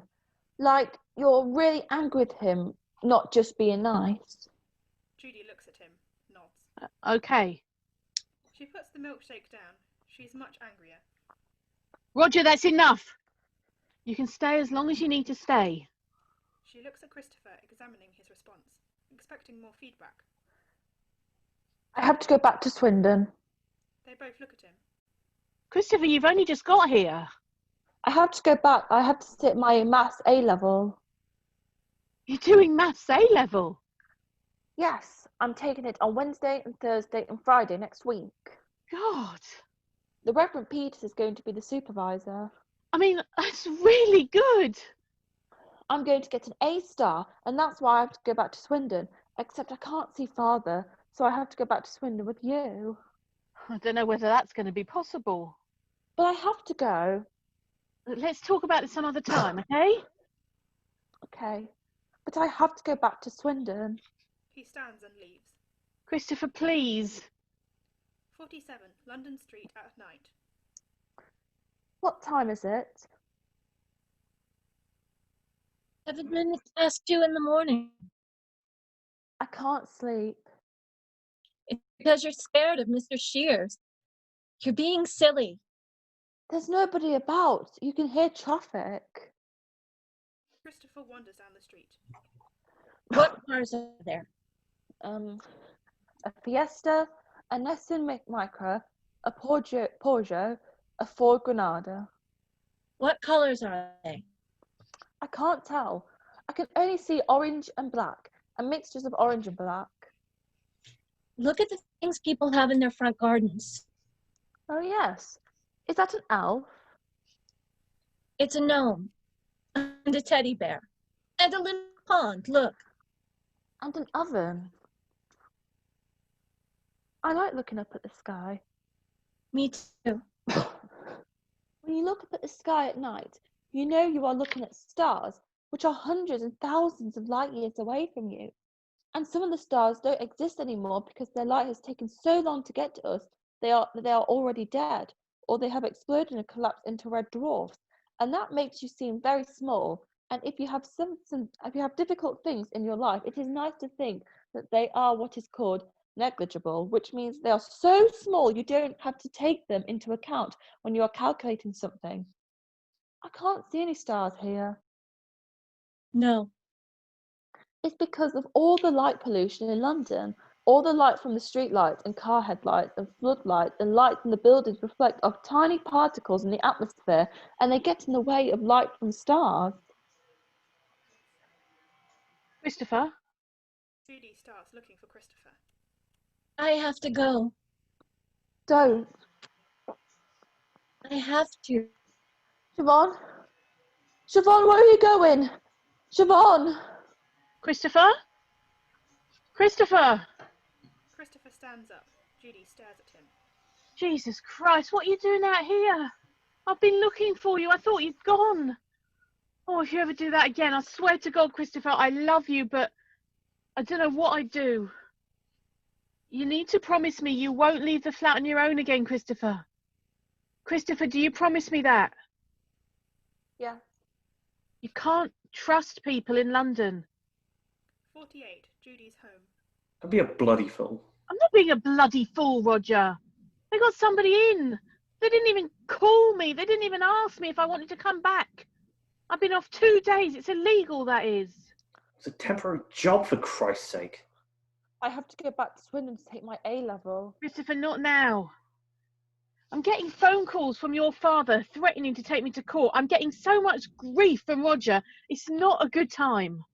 But I have to go because it's been arranged and the Reverend Peters is going to invigilate. It's only an exam. I can call the school. We can get it postponed. You can take it some other time. I can't take it another time. It's been arranged and I've done lots of revision. And Mrs. Gascoigne says we could use a room at school. Christopher, I'm just about holding this together. But I'm this close to losing it, all right? So just give me some... She breaks. She cries. She holds her fist to her mouth to try to stop herself. She leaves the room. She comes back. 49, Hampstead Heath. Would you like an ice lolly? Yes, I would, please. Would you like a strawberry one? Yes, I would, please, because that's red. What's it called here? It's called Hampstead Heath. I love it. You can see all over London. Where are the planes going? Heathrow, I think. Christopher, I rang Mrs. Gascoigne. I told her that you're going to take your maths A level next year. Christopher screams. He throws his ice lolly away. Christopher, please, calm down, okay? Okay, Christopher, calm down, love. Is he okay? Oh, what does he look like to you? Christopher screams. He only stops because his chest hurts and he runs out of breath. 50, Judy's home. Roger gives Christopher a radio and 3 children's books. Here we are. You wanted a radio. 100 number puzzles. It's from the library. This one's called The Origins of the Universe, and this one is Nuclear Power.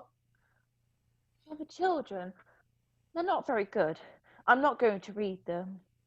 Well, it's nice to know my contribution's appreciated. 51, Judy's kitchen. Christopher, I made you a chart, because you've got to eat, love. It's here in some complain. It's powdered nutrition drink, and it's got strawberry flavouring in it. Compound. Be quiet, Roger. Christopher, you drink 200 millilitres and I'm going to put a bronze star on your chart. I don't believe this. Roger, for God's sake, please. If you drink 400 millilitres, you get a silver star. And if you drink 600 millilitres, you get a gold star. Gold star? Well, that's very original, I have to say. 52, Judy's home. Christopher picks up the radio. He leaves. He detunes it so that it is between 2 stations. He listens to the white noise. He turns the volume up very high. Some time. Roger watches him. He opens and drinks 4 cans of lager. He necks the lager in one go. Roger comes into his room. He's very drunk. You think you're so clever, don't you? Don't you ever think about other people for 1 second, eh? I bet you're really pleased with yourself now, aren't you? He grabs at Christopher. Christopher rolls himself into a ball to hide. Judy comes into the room. She grabs Roger. She pulls him away from Christopher. Christopher is moaning still in his ball. Christopher, I'm so sorry. I'm really, really sorry. I promise this will never happen again. He remains in his ball. He doesn't stop moaning. Judy and Roger leave. Eventually, he calms. 53, Judy's home. What time is it? It's 4 o'clock. What are you doing? I'm packing some clothes. Where's Mr. Shears? He's asleep. Come downstairs, bring Toby, get in the car. Into Mr. Shears' car? That's right. Are you stealing the car? I'm just borrowing it.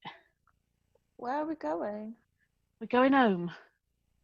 Do you mean home in Swindon? Yes. Is Father going to be there? Please, Christopher, don't give me any hassle right now, okay?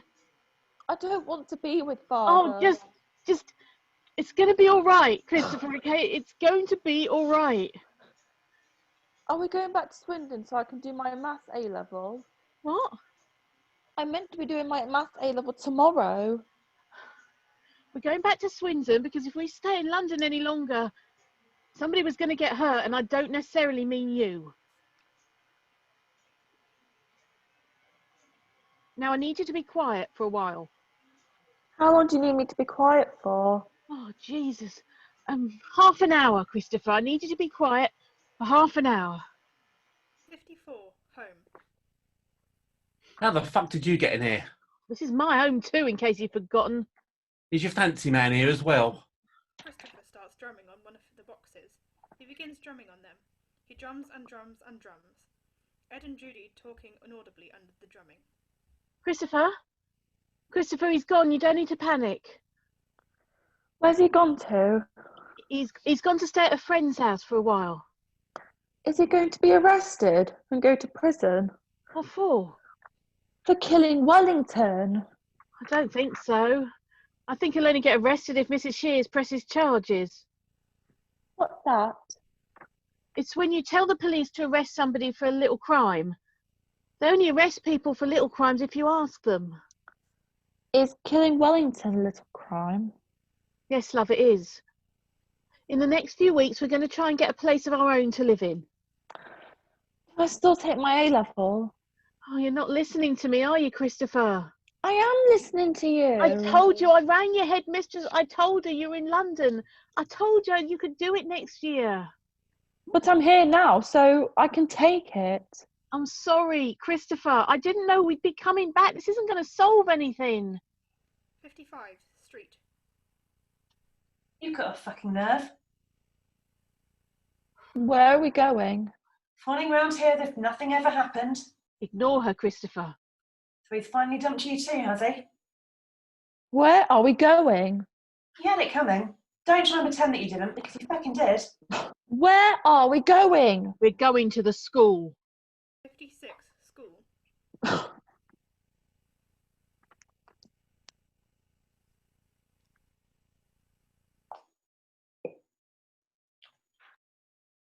Susan.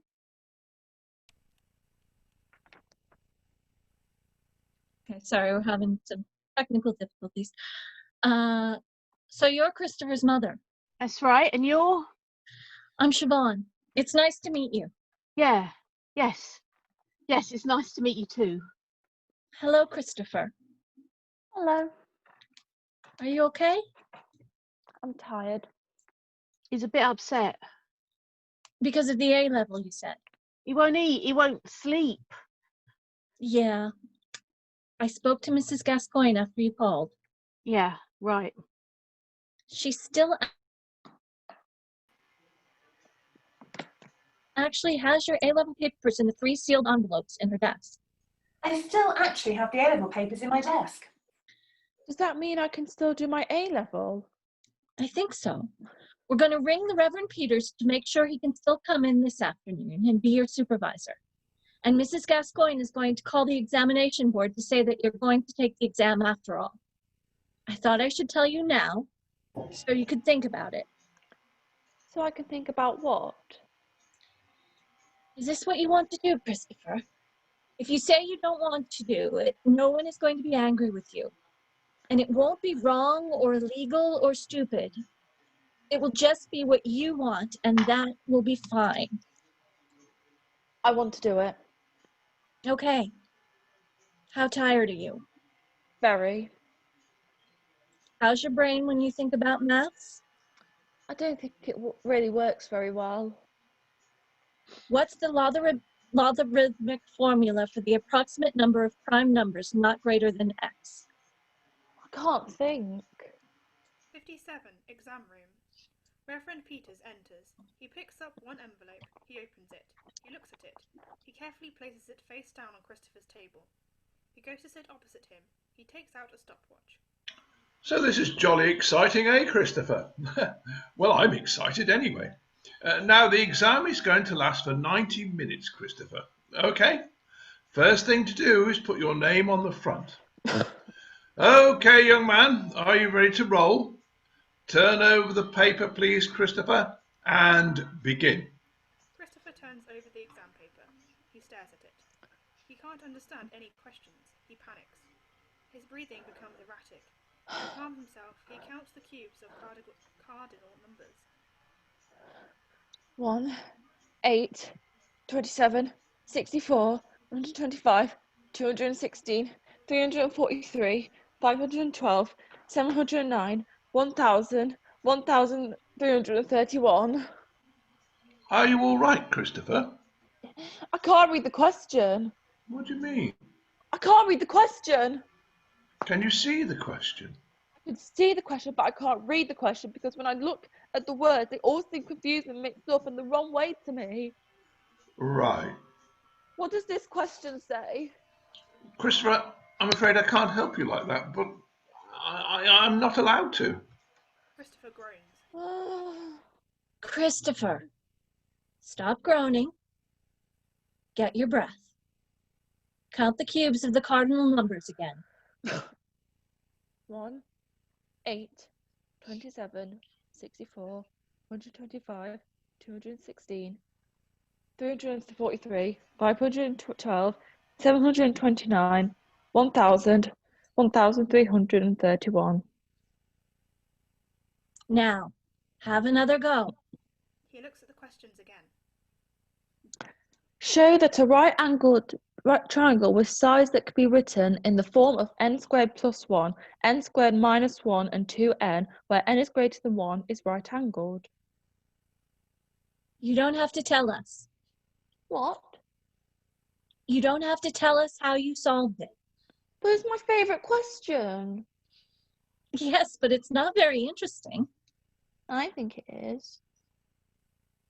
Christopher, people won't want to hear about the answer to a maths question in a play. Look, why don't you tell it after the curtain call? When you've finished, you can do a bow, and then people who want to can go home. And if anybody wants to find out how you solved the maths question, then they can stay and you can tell them at the end. Okay? Okay. He picks up his pencil. He starts answering. 58, home. Ed enters. Judy is behind him. Don't scream. Okay, Christopher, I'm not going to hurt you. Ed crouches down by Christopher. I wanted to ask you how the exam went. Tell him, Christopher, please. Christopher. I don't know if I got all the questions right because I was very tired and hadn't eaten any food, so I couldn't think properly. Ed nods. There is some time. Thank you. What for? Just thank you. I'm very proud of you, Christopher. Very proud. I'm sure you did really well. 59, school. How's your flat? It's not really a flat. It's a room. It's very small. The corridor's painted brown. Other people use the toilet. Mother has to clean the toilet before I can use it. Sometimes there are other people in there, so I do wet myself. The corridor smells like gravy and bleach. The room smells like socks and pine air freshener. And another bad thing that happened is that Toby died. Because he was 2 years and 7 months old, which is very old for a rat. I don't like waiting for my A-level results. If I was living at your house, I would have room to put all my things and I wouldn't have to share the toilet with strangers.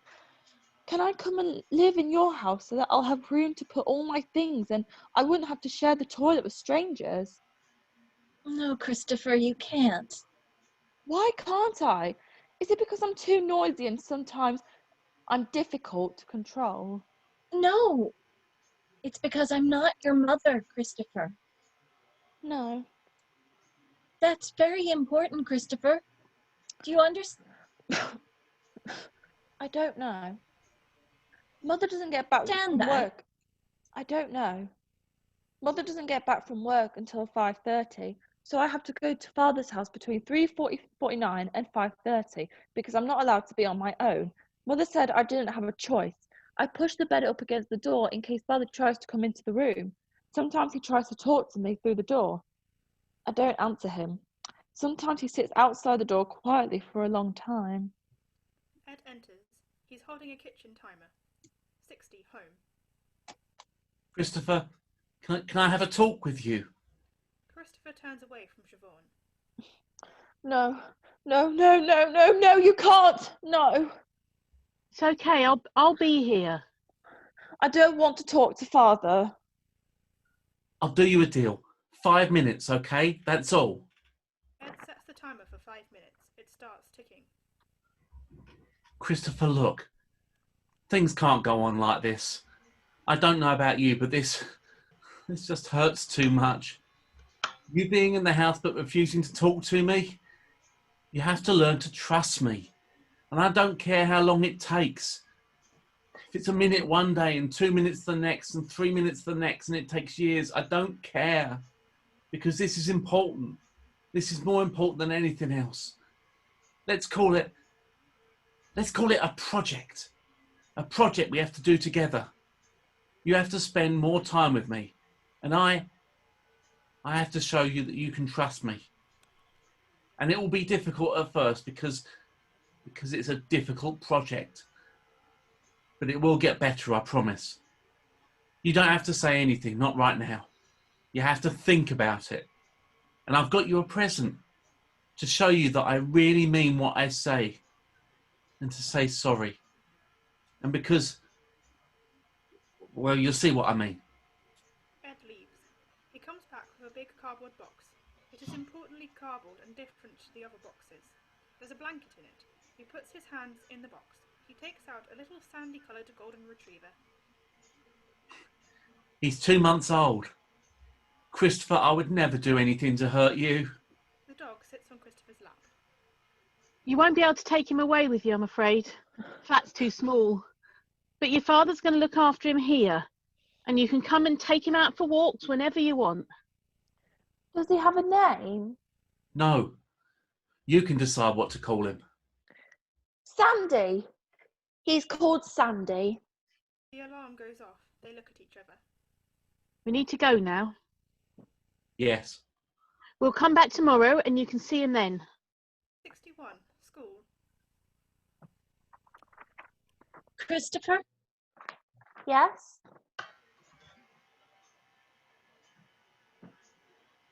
Here. What's this? It's your results, Christopher. Right. You need to open it and read it. Right. He does. Well, what does it say? I got an A star. Oh, that's terrific, Christopher. Yes. Aren't you happy? Yes, it's the best result. I know it is. How's your dog? He's very well, thank you. I stayed last week at Father's because Mother got flu and he slept on my bed so he can bark in case anybody came into the room at night. Right. How are you getting on with your father? He planted a vegetable patch in his garden. I helped him and Sandy watched. We planted carrots and peas and spinach and I'm going to pick them when they're ready. He bought me a book which is called Further Maths for A-Level. He told Mrs. Gascoigne I was going to take further maths next year. She said, okay. Okay. I'm going to pass it and get an A star. And then in 2 years, I'll take A-level physics and get an A star. Then I'm going to go to university in another town. I can take Sandy and my books and my computer. I can live in a flat with a garden and a proper toilet. Then I will get a first-class honours degree. Then I will be a scientist. I can do these things. I hope so. I can because I went to London on my own. She looks at him. I solved the mystery of who killed Wellington.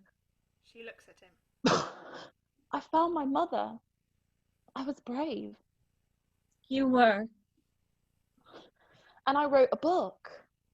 I know. I read it. We turned it into a play. Yes. Does that mean I could do anything, do you think? Does that mean I could do anything, Siobhan? Does that mean I can do anything? The two look at each other for a while. Lights black. After the curtain call, Christopher returns to the stage. He gets the attention of anybody still in the audience, even if it is just one person. He thanks them for staying.